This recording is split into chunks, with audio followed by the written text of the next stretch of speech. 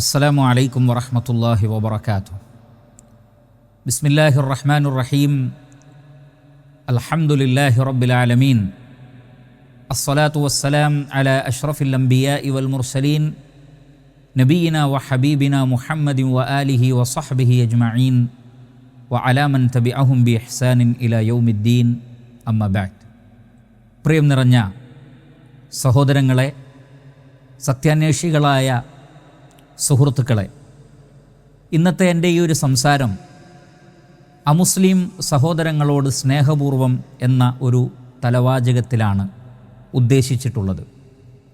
അമുസ്ലിമീങ്ങളെന്ന് പറയുമ്പോൾ ഇസ്ലാമിൻ്റേതല്ലാത്ത വിശ്വാസം സ്വീകരിച്ച് ജീവിക്കുന്നവർ എന്ന് മാത്രമേ അതുകൊണ്ട് അർത്ഥമാക്കുന്നുള്ളൂ. അവർ ഇസ്ലാം എന്ന മതത്തിലോ ഇസ്ലാം മുന്നോട്ട് വെക്കുന്ന ആശയങ്ങളിലോ വിശ്വസിക്കാത്തവരാണ്. അതുകൊണ്ടാണ് മുസ്ലിമീങ്ങളല്ലാത്തവർ അല്ലെങ്കിൽ ഇസ്ലാമിൻ്റെ വിശ്വാസം സ്വീകരിക്കാത്തവർ എന്ന ഒരർത്ഥമേ അമുസ്ലിം എന്ന് പറയുമ്പോൾ ഉദ്ദേശിക്കുന്നുള്ളൂ.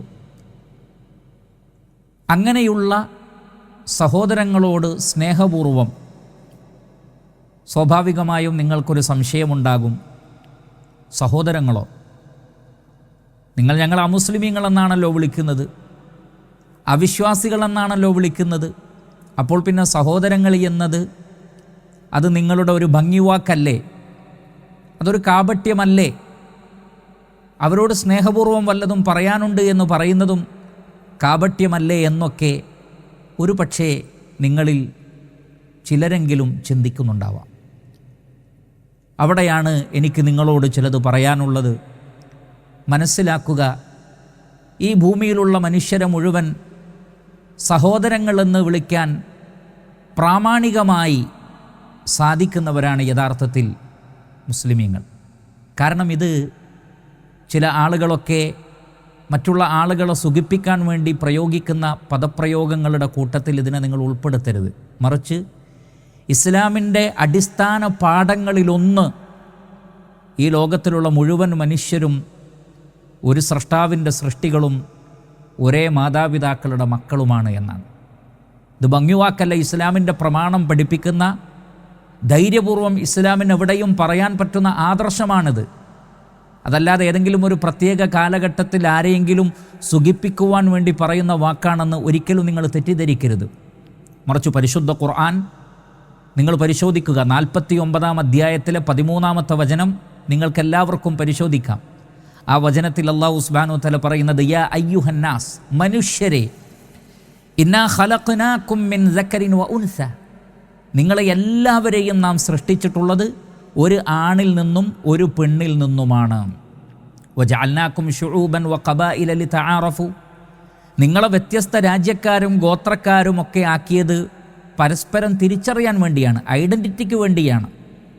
അതല്ലാതെ വേറെ വേറെ നാടുകളിലായി എന്നതുകൊണ്ട് നിങ്ങൾക്ക് വേറെ വേറെ മാതാപിതാക്കളോ വേറെ വേറെ ദൈവങ്ങളോ ഒന്നുമില്ല. മറിച്ച് നിങ്ങളെ സൃഷ്ടിച്ചത് അള്ളാഹുവാണ്. നിങ്ങളുടെ മാതാപിതാക്കൾ ഒന്നാണ്. നിങ്ങൾ വ്യത്യസ്ത നാട്ടുകാരാക്കി വേർതിരിച്ചത് പരസ്പരം അങ്ങോട്ടും ഇങ്ങോട്ടും തിരിച്ചറിയുവാൻ വേണ്ടി മാത്രമാണ്. അപ്പോൾ ഇത് പരിശുദ്ധ ഖുർആൻ വളരെ കൃത്യമായി പഠിപ്പിക്കുന്ന കാര്യമാണ്. ഒരു വചനം കൂടി നിങ്ങളുടെ ശ്രദ്ധയിൽപ്പെടുത്താം.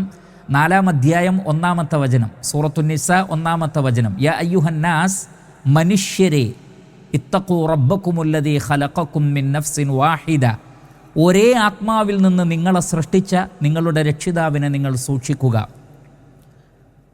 അപ്പോൾ ഇത്തഖൂ റബ്ബക്കുമുല്ലദീ ഖലഖക്കും മിൻ നഫ്സിൻ വാഹിദത്തിൻ വഖലഖ മിൻഹാ സൗജഹാ വബസ്സ മിൻഹുമാ റിജാലൻ കസീറൻ വനിസാഅ, അതിൽ നിന്ന് തന്നെയാണ് അതിൻ്റെ ഇണകളെ സൃഷ്ടിച്ചത്. പിന്നീട് സ്ത്രീകളും പുരുഷന്മാരും അടങ്ങുന്ന ഈ മനുഷ്യ മഹാസഞ്ചയത്തെ മുഴുവൻ സൃഷ്ടിച്ചത് ഈ ഒരു ഉപ്പയിൽ നിന്നും ഈ ഒരു ഉമ്മയിൽ നിന്നുമാണ്. റസൂലുള്ളാഹി സ്വല്ലല്ലാഹു അലൈഹി വസല്ലം, ഇസ്ലാമിൻ്റെ പ്രവാചകൻ പറഞ്ഞു, ഇന്ന റബ്ബക്കും ലവാഹിദ്, നിങ്ങളുടെ ദൈവം ഒന്നാണ്. വ ഇന്ന അബാക്കും ലവാഹിദ്, നിങ്ങളുടെ പിതാവും ഒന്ന് തന്നെയാണ്. ഇത് ഇസ്ലാമിൻ്റെ അടിസ്ഥാന ആദർശമാണ്. അതല്ലാതെ കേവലം ഒരു സാഹചര്യത്തിൽ എടുത്ത് ഉപയോഗിക്കുന്ന ഭംഗിവാക്കല്ല എന്ന് മനസ്സിലാക്കണം. നിങ്ങൾക്ക് പരിശോധിക്കാൻ വേണ്ടിയാണ് പരിശുദ്ധ ഖുർആനിലെ അധ്യായ നമ്പറും വചന നമ്പറും നൽകിയിട്ടുള്ളത്. പരിശോധിക്കുക. ലോകത്തിലുള്ള മുഴുവൻ ആളുകളും ആദം അലൈഹി സ്വലാത്തു വസ്സലാമയുടെയും ഹവ്വാ ബീവി റളിയല്ലാഹു തആല അൻഹയുടെയും മക്കളാണ്. അതുകൊണ്ട് തന്നെ ആ അർത്ഥത്തിൽ ഒരേ മാതാപിതാക്കളുടെ മക്കൾ എന്ന അർത്ഥത്തിൽ ഭൂമിയിലെ മുഴുവൻ മനുഷ്യരെയും സഹോദരങ്ങളായി കാണാൻ ഇസ്ലാമിന് സാധിക്കുന്നു. അതുകൊണ്ടാണ് അമുസ്ലിം സഹോദരങ്ങളോട് എന്ന് ധൈര്യപൂർവം എനിക്ക് പറയാൻ സാധിക്കുന്നത് ഈ ഒരു വേദഗ്രന്ഥത്തിൻ്റെ പിൻബലത്തോടു കൂടിയാണ്. അതുകൊണ്ട് അമുസ്ലിം സഹോദരങ്ങളായ ആളുകളോട് സ്നേഹപൂർവം ചിലത് ഉണർത്താൻ ഉദ്ദേശിക്കുകയാണ്. കാരണം പ്രവാചകൻ മുഹമ്മദ് നബി സല്ലല്ലാഹു അലൈഹി വസല്ലം ഇസ്ലാമിൻ്റെ പ്രവാചകനാണ്, അവസാനത്തെ പ്രവാചകനാണ്. നിങ്ങൾക്കറിയാവുന്നതാണത്. ഇസ്ലാമിൻ്റെ വിശ്വാസ പ്രമാണത്തിൽ അത് വളരെ പ്രധാനപ്പെട്ടതാണ്. ആ മഹാനായ പ്രവാചകൻ പറഞ്ഞൊരു വാചകമാണ് നിങ്ങളോടിത് സംസാരിക്കാൻ എന്നെപ്പോലെയുള്ള ആളുകളെ പ്രേരിപ്പിക്കുന്നത്. എന്താണത്? പ്രവാചകൻ പറഞ്ഞു, ലാ യുഅ്മിനു അഹദുക്കും ഹത്താ യുഹിബ്ബ ലി അഖീ മാ യുഹിബ്ബു ലി നഫ്സിഹി. നിങ്ങളിൽ ഒരാളും ശരിയായ വിശ്വാസിയാവുകയില്ല നിങ്ങൾക്ക് ആഗ്രഹിക്കുന്നത് നിങ്ങളുടെ സഹോദരങ്ങൾക്കും ആഗ്രഹിക്കുന്നത് വരെ. അപ്പോൾ ഒരു വിശ്വാസി തനിക്ക് എന്തൊരു നന്മയാണോ ആഗ്രഹിക്കുന്നത് അത് തൻ്റെ സഹോദരനും ആഗ്രഹിക്കണം. ആദം അലൈഹിസ്സലാത്തു വസ്സലാമയുടെ മക്കൾ എന്നുള്ള നിലക്ക് ലോകത്തിലുള്ള മുഴുവൻ മനുഷ്യരും ഒരു വിശ്വാസിയുടെ ആ നിലക്കുള്ള സഹോദരനാണ്. തനിക്ക് ആഗ്രഹിക്കുന്നത് അവർക്കും ആഗ്രഹിക്കുക എന്നത് വിശ്വാസത്തിൻ്റെ ഒരു ഭാഗമായതുകൊണ്ടാണ് നിങ്ങളോട് ഇസ്ലാമിനെ സംബന്ധിച്ചുള്ള ചില സത്യങ്ങളും ഇസ്ലാമിൻ്റെ നന്മകളും പങ്കുവെക്കണം എന്ന് ഉദ്ദേശിച്ചിട്ടുള്ളത്. ലോകത്ത് കടന്നു വന്ന പ്രവാചകന്മാരൊക്കെ ആ നിലയ്ക്ക് ഇസ്ലാം പരിചയപ്പെടുത്തിയത് ആ നാട്ടുകാരുടെ സഹോദരങ്ങളായിരുന്നു അവർ എന്നാണ്. പരിശുദ്ധ ഖുർആനിലെ 26-ാം അധ്യായം സൂറത്തു ശുഅറ 106-ാമത്തെ ആയത്തിൽ കാണാം, ഒന്നാമത്തെ റസൂലായ നൂഹ് അലൈഹി സ്വലാത്തു വസ്സലാമയെക്കുറിച്ച് പറയുന്നത്, ഇദ് ഖാല ലഹും അഖൂഹും നൂഹുൻ അലാ തത്തഖൂൻ. അവരുടെ സഹോദരൻ നൂഹ് അവരോട് പറഞ്ഞു, നിങ്ങൾ അള്ളാഹുവിനെ സൂക്ഷിച്ച് ജീവിക്കുന്നില്ലേ? അതേപോലെ തന്നെ അതേ അധ്യായത്തിലെ 124-ാമത്തെ ആയത്തിൽ കാണാം, ഇദ് ഖാല ലഹും അഖൂഹും ഹൂദുൻ അലാ തത്തഖൂൻ. അവരുടെ സഹോദരൻ ഹൂദ് അവരോട് പറഞ്ഞു, നിങ്ങൾ അള്ളാഹുവിനെ സൂക്ഷിക്കുന്നില്ലേ? അതേ അധ്യായത്തിലെ 142-ാമത്തെ ആയത്തിൽ കാണാം, ഇദ് ഖാല ലഹും അഖൂഹും സ്വാലിഹുൻ. അവരുടെ സഹോദരനായ സ്വാലിഹ് അവരോട് പറഞ്ഞു, നിങ്ങൾ അള്ളാഹുവിനെ ഭയപ്പെട്ട് ജീവിക്കുന്നില്ലേ? അതേ അധ്യായത്തിലെ 161-ാമത്തെ ആയത്തിൽ കാണാം, ഇദ് ഖാല ലഹും അഖൂഹും ലൂത്തുൻ അലാ തത്തഖൂൻ. അവരുടെ സഹോദരനായ ലൂത്ത് അവരോട് പറഞ്ഞു. ഇതൊക്കെ നബിമാരുടെ പേരുകളാണ്. ഈ നബിമാരെ സംബന്ധിച്ചൊക്കെ പറയുന്നത് ആ നാട്ടിലുള്ള ആളുകളുടെ സഹോദരനാണ്. അവർ ഇവരുടെ സഹോദരങ്ങളുമാണ്. ആ സാഹോദര്യത്തിൻ്റെയും സ്നേഹത്തിൻ്റെയും അടിസ്ഥാനത്തിലാണ് അല്ലാഹു സുബ്ഹാനഹു വ തആല അവരെ ഏൽപ്പിച്ചിട്ടുള്ള മഹത്തായ ദൗത്യങ്ങൾ അവർ നിർവഹിച്ചതും സമൂഹത്തിന് പറഞ്ഞു കൊടുത്തിട്ടുള്ളതും. ആ ഒരു ഗുണകാംക്ഷയുടെ ആ ഒരു സ്നേഹത്തിൻ്റെ ഭാഗം തന്നെയാണ് സ്നേഹപൂർവം അമുസ്ലിമീങ്ങളായ സഹോദരങ്ങളോട് ചിലത് പറയുക എന്ന ഈ ഒരു തലവാചകത്തിൽ ഈ ഒരു സംസാരം സംഘടിപ്പിച്ചിട്ടുള്ളത് എന്ന് നിങ്ങൾ മനസ്സിലാക്കണമെന്ന് ആമുഖമായി ഓർമ്മപ്പെടുത്തുകയാണ്.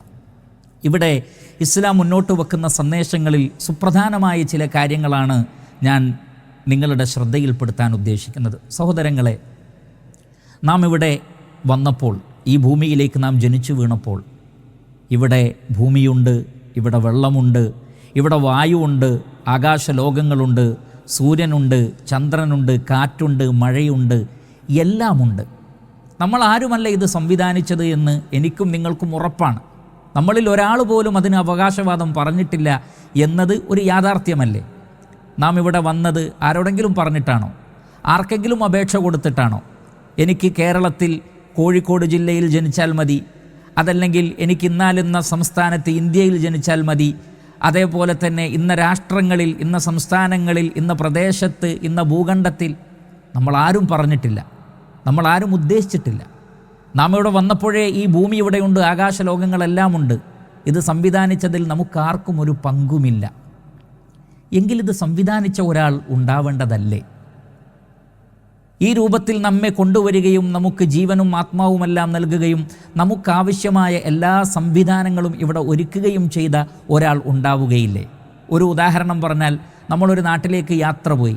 ആ നാട്ടിലേക്ക് യാത്ര പോയപ്പോൾ നമ്മെ സ്വീകരിക്കാൻ അവിടെ ആളുകളുണ്ട്, നമുക്ക് താമസിക്കാനുള്ള റൂമുകൾ അവിടെ റെഡിയാണ്, നമുക്ക് കൃത്യമായി ഭക്ഷണം അവിടെ സംവിധാനിക്കപ്പെട്ടിട്ടുണ്ട്, അതേപോലെ നമുക്ക് സഞ്ചരിക്കാനുള്ള വാഹനം അവിടെ സംവിധാനിക്കപ്പെട്ടിട്ടുണ്ട്, നമ്മുടെ വസ്ത്രം, നമ്മുടെ പാർപ്പിടം, നമ്മുടെ മറ്റെല്ലാ കാര്യങ്ങളും അവിടെ സംവിധാനിക്കപ്പെട്ടിട്ടുണ്ടെങ്കിൽ തീർച്ചയായും അവിടെ നമുക്ക് വേണ്ടി അത് ഒരുക്കി തന്ന ആരെങ്കിലും ഉണ്ടാവുകയില്ലേ? അങ്ങനെ നമ്മെ ഒരുക്കി സൽക്കരിച്ച് അവർക്ക് എന്തെങ്കിലും ലക്ഷ്യവും ഉണ്ടാവുകയില്ലേ? ഞാൻ ദുനിയാവിലെ ഈ ഭൂമിയിലൊരു കാര്യമാണ്, ഒരു ഉദാഹരണമാണ് പറയുന്നത്. നമ്മൾ അമേരിക്കയിലേക്ക് പോയി, അതല്ലെങ്കിൽ സൗദി അറേബ്യയിലേക്ക് പോയി, അതല്ലെങ്കിൽ മറ്റൊരു രാജ്യത്തുള്ള ആൾ നമ്മുടെ നാട്ടിലേക്ക് വന്നു. അവർക്ക് എല്ലാ സൗകര്യങ്ങളും അവിടെ ഒരുക്കപ്പെട്ടിട്ടുണ്ടെങ്കിൽ അതൊരുക്കി വെച്ച ആരെങ്കിലും ഉണ്ടാവുകയില്ലേ? അവരെ സ്വീകരിക്കാൻ ഉദ്ദേശിച്ചുകൊണ്ട് അവർക്ക് ലക്ഷ്യങ്ങളും ഉണ്ടാവുകയില്ലേ? എങ്കിൽ ഈ ഭൂമിയിൽ നാം വരുന്നതിന് മുമ്പ് തന്നെ ഈ പറഞ്ഞ കാര്യങ്ങളൊക്കെ സംവിധാനിക്കുകയും ഒന്നുമില്ലായ്മയിൽ നിന്ന് നമ്മെ സൃഷ്ടിക്കുകയും നമുക്കാവശ്യമായ എല്ലാ സൗകര്യങ്ങളും ഇവിടെ ഒരുക്കുകയും ചെയ്ത ഒരു സ്രഷ്ടാവ് ഉണ്ടാവുകയില്ലേ? അവൻ നമ്മെ സൃഷ്ടിച്ചതിൻ്റെ പിന്നിൽ എന്തെങ്കിലും ഒരു ലക്ഷ്യമുണ്ടാവുകയില്ലേ? ആ ഒരു ലക്ഷ്യത്തെ സംബന്ധിച്ച്, ആ ഒരു സ്രഷ്ടാവിനെ സംബന്ധിച്ച് ആരെങ്കിലും നമ്മളോട് സംസാരിച്ചിട്ടുണ്ടോ? എപ്പോഴെങ്കിലും നാം അതിനെ സംബന്ധിച്ച് ചിന്തിച്ചിട്ടുണ്ടോ? ഇസ്ലാം മുന്നോട്ട് വെക്കുന്ന ഒന്നാമത്തെ ചിന്ത അതാണ്. നാം ഇവിടെ സൃഷ്ടിക്കപ്പെട്ടതാണെങ്കിൽ, ഇതെല്ലാം സംവിധാനിക്കപ്പെട്ടതാണെങ്കിൽ, അങ്ങനെ സംവിധാനിച്ച ഒരു സ്രഷ്ടാവുണ്ട്. ആ സ്രഷ്ടാവിന് നമ്മോട് ചിലത് പറയാനുമുണ്ട്. എപ്പോഴെങ്കിലും അങ്ങനെ ഒരു സ്രഷ്ടാവുണ്ടോ എന്നതിനെക്കുറിച്ച് നാം ചിന്തിച്ചിട്ടുണ്ടോ? അവന് നമ്മളോട് വല്ലതും പറയാനുണ്ടോ? അതിനെക്കുറിച്ച് നാം ചിന്തിച്ചിട്ടുണ്ടോ? നാം മരിച്ചു കഴിഞ്ഞാൽ എങ്ങോട്ടാണ് പോകുന്നത്? നമ്മുടെ ആത്മാവിന് എന്ത് സംഭവിക്കുന്നു? നാം ചിന്തിച്ചിട്ടുണ്ടോ? ആ ചിന്തയിലേക്കാണ് ഇസ്ലാം നമ്മെ കൊണ്ടുപോകുന്നത്. പരിശുദ്ധ ഖുർആനിലൊരു വചനം ഞാൻ നിങ്ങളുടെ ശ്രദ്ധയിൽപ്പെടുത്തുന്നു. പരിശുദ്ധ ഖുർആൻ 7-ാം അധ്യായം 158-ാമത്തെ വചനമാണ്. 7-ാം അധ്യായം 158-ാമത്തെ വചനം. ആ വചനത്തിൽ പറയുന്നത് മുഹമ്മദ് നബി സല്ലല്ലാഹു അലൈഹി വസല്ലമയോട് ലോകത്തോട് പറയാൻ വേണ്ടി പറയുകയാണ്. ലോകത്തിലുള്ള മുഴുവൻ ആളുകളോടും, അറബികളോട് എന്ന് പറഞ്ഞിട്ടില്ല, മുസ്ലിമീങ്ങളോട് എന്ന് പറഞ്ഞിട്ടില്ല, മറിച്ച് ഇന്ത്യക്കാരോടും അമേരിക്കക്കാരോടും ആഫ്രിക്കക്കാരോടും യൂറോപ്പുകാരോടും സകല മനുഷ്യരോടും ഖുൽ, നബിയെ പറയണം, യാ അയ്യുഹന്നാസ്, മനുഷ്യരെ എന്നാണ് വിളി. ശ്രദ്ധിക്കുക, ഒരു നാട്ടുകാരെയുമല്ല വിളിച്ചത്, മനുഷ്യനെയാണ് വിളിച്ചത്, ലോകത്തിലുള്ള മുഴുവൻ മനുഷ്യനെയും. അയ്യുഹന്നാസ് ഇന്നി റസൂലുള്ളാഹ്, ഞാൻ അള്ളാഹുവിൻ്റെ റസൂലാണ്, ദൂതനാണ്. എൻ്റെ കയ്യിലൊരു മെസ്സേജുണ്ട്, ആ മെസ്സേജുമായിട്ടാണ് ഞാൻ വന്നത്. ആ മെസ്സേജ് അള്ളാഹുവിൻ്റെ മെസ്സേജാണ്. ഇന്നി റസൂലുള്ളാഹി ഇലൈക്കും ജമീഅ. ഈ മെസ്സേജ് ആകട്ടെ ഏതെങ്കിലും ഒരു പ്രത്യേക നാട്ടിലേക്കല്ല, ഏതെങ്കിലും ഒരു പ്രത്യേക വിഭാഗത്തിനല്ല, മറിച്ച് മുഴുവൻ മനുഷ്യർക്കുമുള്ള മെസ്സേജാണ്. അപ്പോൾ ഒരു പ്രവാചകൻ വന്നുകൊണ്ട് ലോകത്തിലെ മുഴുവൻ മനുഷ്യരെയും വിളിച്ചിട്ട് പറയുകയാണ്, ഞാൻ അള്ളാഹുവിൻ്റെ ദൂതനാണ്, എൻ്റെ കയ്യിൽ ഒരു സന്ദേശമുണ്ട്, ആ സന്ദേശം നിങ്ങൾക്കെല്ലാവർക്കും നൽകാനുള്ളതാണ്.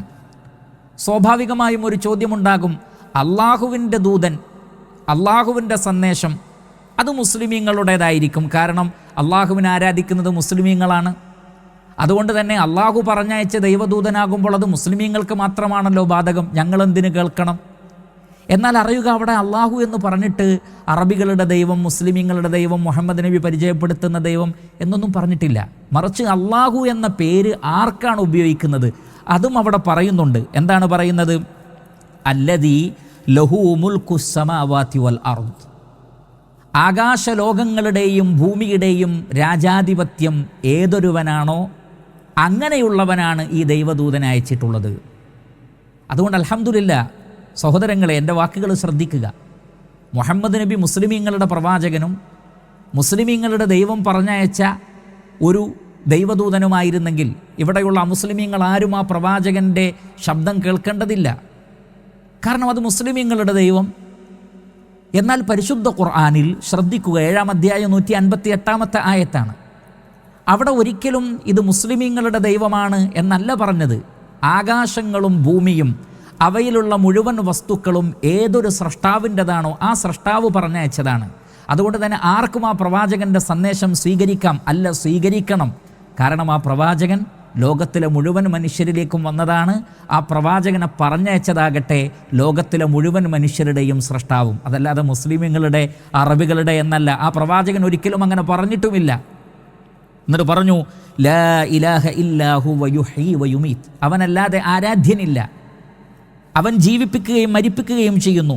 അതുകൊണ്ട് ഫആമിനൂ ബില്ലാഹി വറസൂലിഹി, നിങ്ങൾ ആ ഒരു അള്ളാഹുവിൽ, പ്രപഞ്ചത്തിൻ്റെ സൃഷ്ടാവായ അള്ളാഹുവിലും ആ അള്ളാഹു പറഞ്ഞയച്ച റസൂലിലും അന്നബിയിൽ ഉമ്മി നിരക്ഷരനായ ആ പ്രവാചകനിൽ നിങ്ങൾ വിശ്വസിക്കണം, എങ്കിൽ നിങ്ങൾക്ക് സന്മാർഗം ലഭിക്കും എന്ന് തുടർന്ന് ആ ആയത്തിൽ പറയുന്നത് കാണാം. അതുകൊണ്ട് 7-ാം അധ്യായം 158-ാമത്തെ വചനത്തിൽ പറയുന്നത്, ഈ പ്രപഞ്ചത്തെ സൃഷ്ടിച്ച ഒരു സ്രഷ്ടാവ് മനുഷ്യരിലേക്ക് ഒരു ദൈവദൂതനെ പറഞ്ഞയച്ചിരിക്കുന്നു. ആ ദൈവദൂതൻ വന്നുകൊണ്ട് മനുഷ്യരെ മുഴുവനാണ് അഭിസംബോധന ചെയ്യുന്നത്.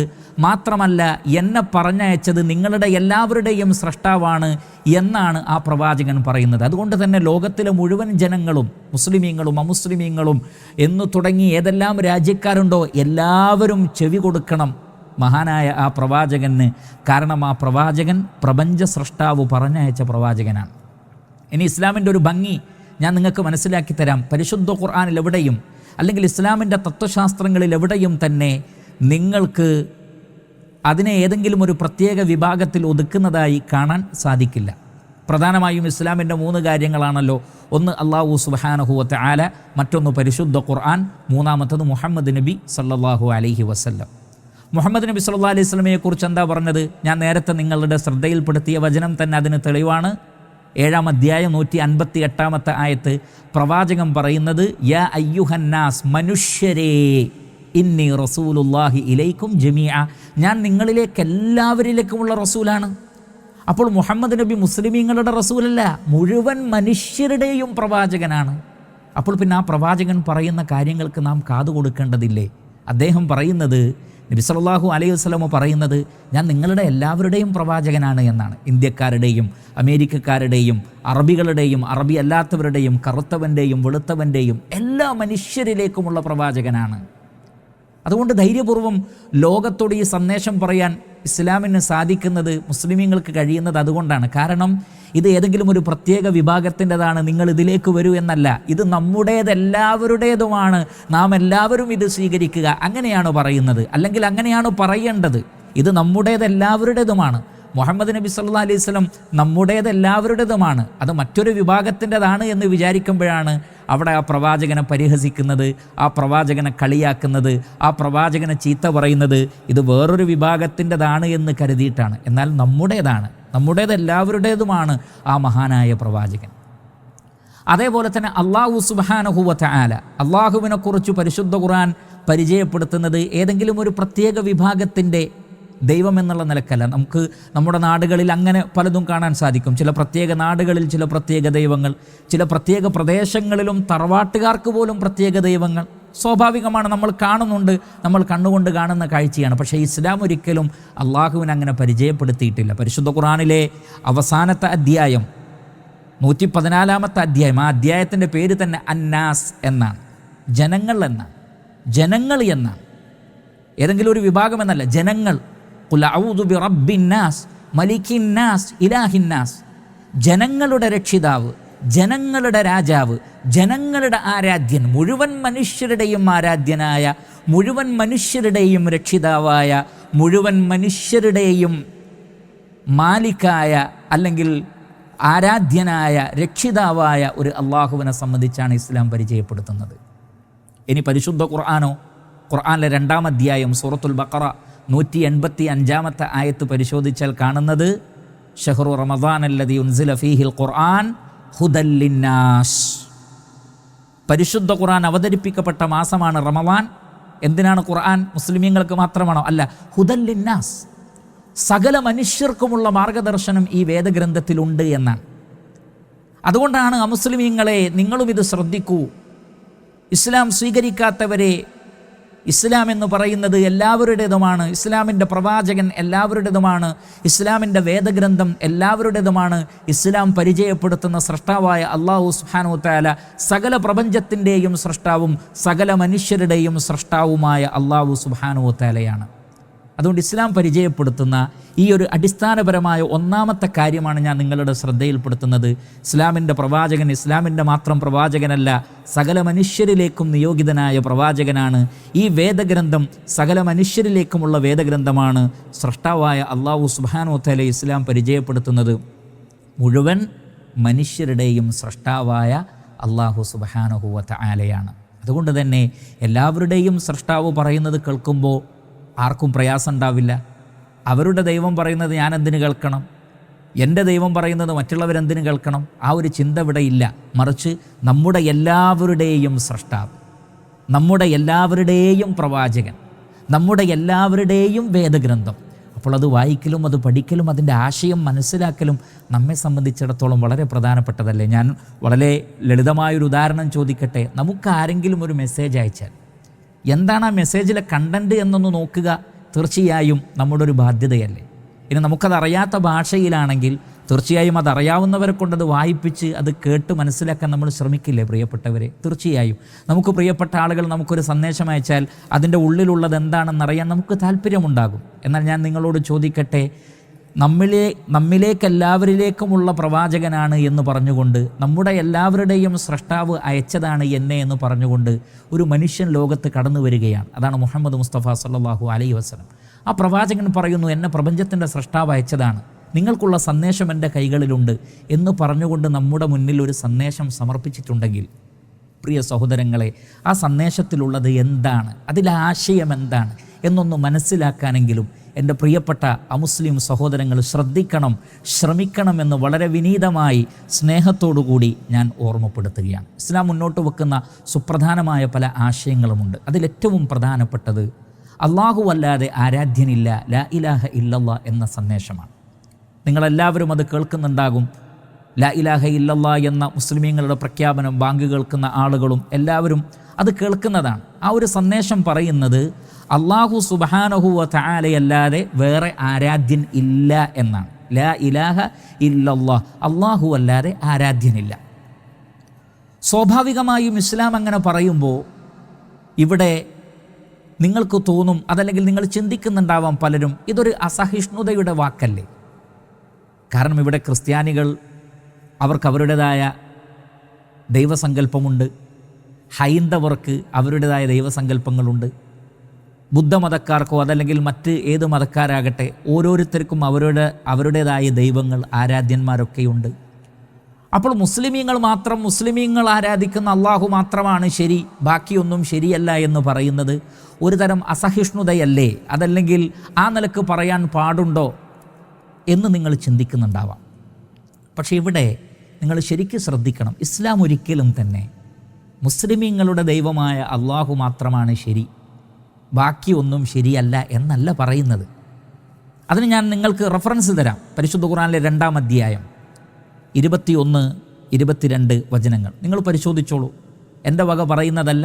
പരിശുദ്ധ ഖുർആനിലെ 2-ാം അധ്യായം 21-22 ആയത്തുകൾ അല്ലാഹു സുബ്ഹാനഹു വ തആല പറയുന്നത്, യാ അയ്യുഹന്നാസ്, മനുഷ്യരെ. അവിടെ വിളിക്കുന്നത് നിങ്ങൾ ശ്രദ്ധിക്കൂ, മുസ്ലിമീങ്ങളെ എന്നല്ല, മനുഷ്യരെ. ഉഅ്ബുദു, നിങ്ങൾ ആരാധിക്കണം. ആരെ? മുസ്ലിമീങ്ങളുടെ ദൈവത്തെ എന്നാണോ? അല്ല. ഉഅ്ബുദു റബ്ബക്കുമുല്ലദീ ഖലഖക്കും, നിങ്ങളെ സൃഷ്ടിച്ചൊരു സൃഷ്ടാവുണ്ടല്ലോ, അവനെ ആരാധിച്ചാൽ മതി. ആർക്കും ഒരു പ്രശ്നവുമില്ല. ക്രിസ്ത്യാനികളോട് പറയുന്നത്, ക്രിസ്ത്യാനികളെ, നിങ്ങളെ സൃഷ്ടിച്ചതാരാണോ ആ സൃഷ്ടാവിനെ ആരാധിക്കൂ. ലോകത്തിലുള്ള മുഴുവൻ മനുഷ്യരോടും പറയാനുള്ളത് അതാണ്. ഹൈന്ദവരോട് എല്ലാവരോടും പറയുന്നത് നിങ്ങൾ മുസ്ലിമീങ്ങളുടെ ദൈവത്തെ ആരാധിക്കണമെന്നല്ല. അങ്ങനെയാകുമ്പോൾ ആരും അങ്ങോട്ടും ഇങ്ങോട്ടും ആരാധിക്കാൻ തയ്യാറാവില്ലല്ലോ. ഹൈന്ദവരുടെ ദൈവത്തെ ആരാധിക്കാൻ മുസ്ലിങ്ങൾ തയ്യാറാവില്ല, മുസ്ലിമീങ്ങളുടെ ദൈവത്തെ ആരാധിക്കാൻ ക്രിസ്ത്യാനികൾ തയ്യാറാവുകയില്ല. അത് അങ്ങോട്ടും ഇങ്ങോട്ടും അങ്ങനെയാണ്. പക്ഷേ ഇവിടെ ഇസ്ലാം ഒരിക്കലും പറയുന്നില്ല മുസ്ലിമീങ്ങളുടെ ദൈവത്തെ ആരാധിക്കണമെന്ന് പറയുന്നേയില്ല. പിന്നെയോ നിങ്ങളെ സൃഷ്ടിച്ച, ഉഅ്ബുദു, നിങ്ങൾ ആരാധിക്കണം, റബ്ബക്കുമുല്ലദീ ഖലഖക്കും, നിങ്ങളെ സൃഷ്ടിച്ച നിങ്ങളുടെ രക്ഷിതാവിനെ. നിങ്ങളെ മാത്രമല്ല, വല്ലദീന മിൻ ഖബ്ലിക്കും, നിങ്ങൾക്ക് മുമ്പുള്ളവരെയും സൃഷ്ടിച്ച, ലഅല്ലക്കും തത്തഖൂൻ, നിങ്ങൾ ധർമ്മനിഷ്ഠയുള്ളവരായി തീരുവാൻ വേണ്ടി. അപ്പോൾ ഇസ്ലാം പറയുന്നത് സകല മനുഷ്യരെയും സൃഷ്ടിച്ച ഒരു ദൈവമുണ്ട്.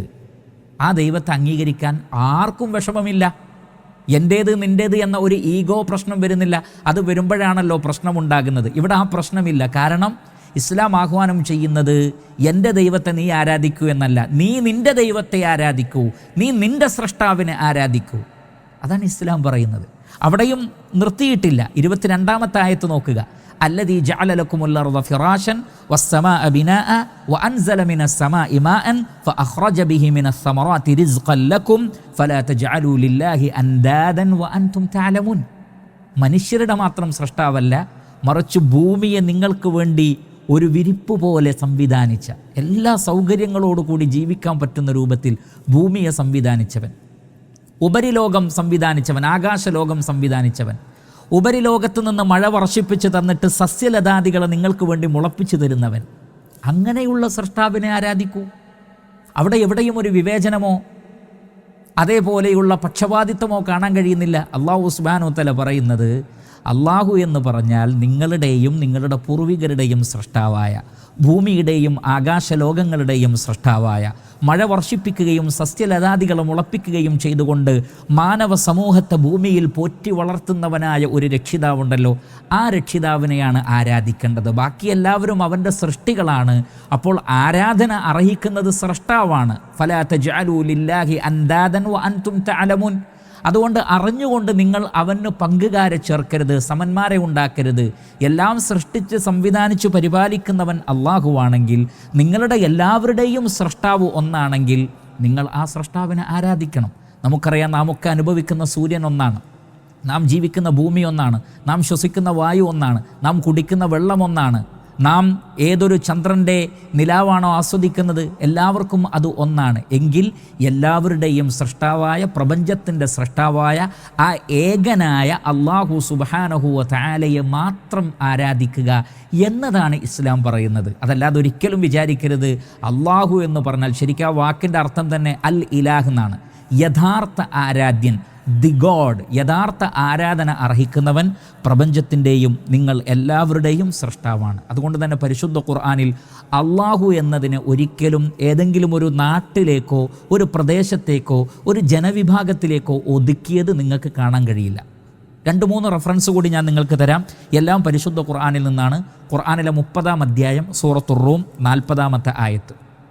അല്ലാഹുല്ലദീ ഖലഖക്കും, അള്ളാഹുവാണ് നിങ്ങളെ സൃഷ്ടിച്ചത്, സുമ്മ റസഖക്കും, നിങ്ങൾക്ക് ഭക്ഷണം നൽകുന്നത്, സുമ്മ യുമീത്തുക്കും സുമ്മ യുഹീക്കും, പിന്നെ നിങ്ങളെ ജീവിപ്പിക്കുന്നതും നിങ്ങളെ മരിപ്പിക്കുന്നതും അല്ലാഹു സുബ്ഹാനഹു വ തആലയാണ്. ഹൽ മിൻ ശുറകാഇക്കും മൻ യഫ്അലു മിൻ ദാലികും മിൻ ഷൈ സുബ്ഹാനഹു വ തആല അമ്മാ യുശ്രികൂൻ. നിങ്ങൾ പങ്കാളികളാണെന്ന് കരുതുന്നവരിൽ ആരെങ്കിലും ഈ കാര്യങ്ങൾ ചെയ്യുന്നുണ്ടോ? എങ്കിൽ അല്ലാഹു സുബ്ഹാനഹു വ തആല നിങ്ങൾ പങ്കു ചേർക്കുന്നതിൽ നിന്നും ഉന്നതനും മഹാനുമാണ്. ഇവിടെ അള്ളാഹുവിനെ പരിചയപ്പെടുത്തുന്നത്, അള്ളാഹു എന്ന് പറഞ്ഞാൽ അത് മുഹമ്മദ് നബി പരിചയപ്പെടുത്തിയ ഒരു ദൈവമാണ്, അറബികളുടെ ദൈവമാണ്, മുസ്ലിമീങ്ങളുടെ ദൈവമാണ്, ഇങ്ങനെയൊന്നും അതിൽ കാണുന്നില്ല. മറിച്ച് നിങ്ങളെ സൃഷ്ടിച്ചതാരോ അതാണ് അള്ളാഹു. ശരിക്കും അള്ളാഹുവിനെ മനസ്സിലാക്കുക. അല്ലാഹുല്ലദീ ഖലഖക്കും, നിങ്ങളെ സൃഷ്ടിച്ചവെന്ന് പറയുന്ന പേരാണ് അള്ളാഹു. അറബികളുടെ ദൈവം എന്നല്ല അതിൻ്റെ അർത്ഥം. സുമ്മ റസഖക്കും, നിങ്ങൾക്ക് ഭക്ഷണം നൽകുന്നവൻ ആരാണോ അവനാണ് അള്ളാഹു. സുമ്മ യുമീത്തുക്കും സുമ്മ യുഹീക്കും, നിങ്ങളെ ജീവിപ്പിക്കുന്നതും നിങ്ങളെ മരിപ്പിക്കുന്നതും മരണാനന്തരം നിങ്ങൾക്ക് ജീവൻ നൽകുന്നതും ആരാണോ അവനാണ് അള്ളാഹു. അപ്പോൾ അള്ളാഹു എന്നത് ഈ കാര്യങ്ങൾ ഒക്കെ ചെയ്യുന്നവനാരോ അവനാണ്, അവനെ ആരാധിക്കുക. അതാണ് ഇസ്ലാം മുന്നോട്ട് വെക്കുന്ന ആശയം. വീണ്ടും ഞാൻ നിങ്ങൾക്ക് പരിചയപ്പെടുത്തി തരാം. പരിശുദ്ധ ഖുർആനിലെ 40-ാം അധ്യായം സൂറത്തു ഗാഫിറിലെ 61 മുതൽക്കുള്ള വചനങ്ങളിൽ ആരാണ് സൃഷ്ടാവ്, എന്തുകൊണ്ട് അള്ളാഹുവിനെ മാത്രം ആരാധിക്കണം, വളരെ യുക്തിഭദ്രമായി ആർക്കും മനസ്സിലാവുന്ന രൂപത്തിൽ പരിശുദ്ധ ഖുർആൻ വിശദീകരിക്കുന്നുണ്ട്. എൻ്റെ പ്രിയ സഹോദരങ്ങൾ, ഈ പരിശുദ്ധ ഖുർആനിലെ വചനങ്ങൾക്കൊന്ന് ചെവി കൊടുക്കണം. കാരണം ഇത് നമ്മുടെ എല്ലാവരുടെയും സൃഷ്ടാവായ, നമ്മിലേക്കെല്ലാവരിലേക്കും നിയോഗിതനായ പ്രവാചകൻ, നമുക്കെല്ലാവർക്കും വേണ്ടിയുള്ള വേദഗ്രന്ഥം എന്ന് പറഞ്ഞിട്ടുള്ള വേദഗ്രന്ഥത്തിലെ വാക്കുകളാണ്. ശ്രദ്ധിക്കുക. 61-ാമത്തെ ആയത്ത്. അല്ലാഹുല്ലദീ ജഅല ലക്കുമുൽ ലൈല ലിതസ്കുനൂ ഫീഹി വന്നഹാറ മുബ്സിറാ ഇന്നല്ലാഹ ലദൂ ഫദ്ലിൻ അലന്നാസി വലാകിന്ന അക്സറന്നാസി ലാ യശ്കുറൂൻ. അള്ളാഹു എന്ന് പറഞ്ഞാൽ നിങ്ങൾക്ക് സമാധാനത്തോടു കൂടി കിടന്നുറങ്ങാൻ വേണ്ടി രാത്രിയെ സംവിധാനിച്ച ഒരാളുണ്ടല്ലോ, അവനാണ് അള്ളാഹു. അതേപോലെ തന്നെ അധ്വാനിക്കാനും യാത്ര ചെയ്യാനും ജോലി ചെയ്യാനും ആവശ്യാർത്ഥം പകലിനെ സംവിധാനിച്ച ഒരാളുണ്ടല്ലോ. രാവും പകലും മാറി മാറി വരുന്ന, ഇന്നുവരെ ഒരു തടസ്സവും നേരിടാതെ നിലനിന്ന് പോന്നിട്ടുള്ള അത്ഭുതകരമായ ഈ ഒരു മഹാപ്രതിഭാസത്തെ സംവിധാനിച്ചവനാരോ അവനാണ് അള്ളാഹു. അവനെയാണ് ആരാധിക്കേണ്ടത്. രാവും പകലും എല്ലാവർക്കുമുണ്ട്, അതിൻ്റെ അനുഗ്രഹങ്ങൾ എല്ലാവരും ആസ്വദിക്കുന്നു. എന്നിരിക്കെ അത് മുസ്ലിമീങ്ങളിലേക്ക് ചേർക്കുന്നതിൽ യാതൊരു ന്യായവുമില്ല എന്നാണ് അല്ലാഹു സുബ്ഹാനഹു വ തആല പറയുന്നത്.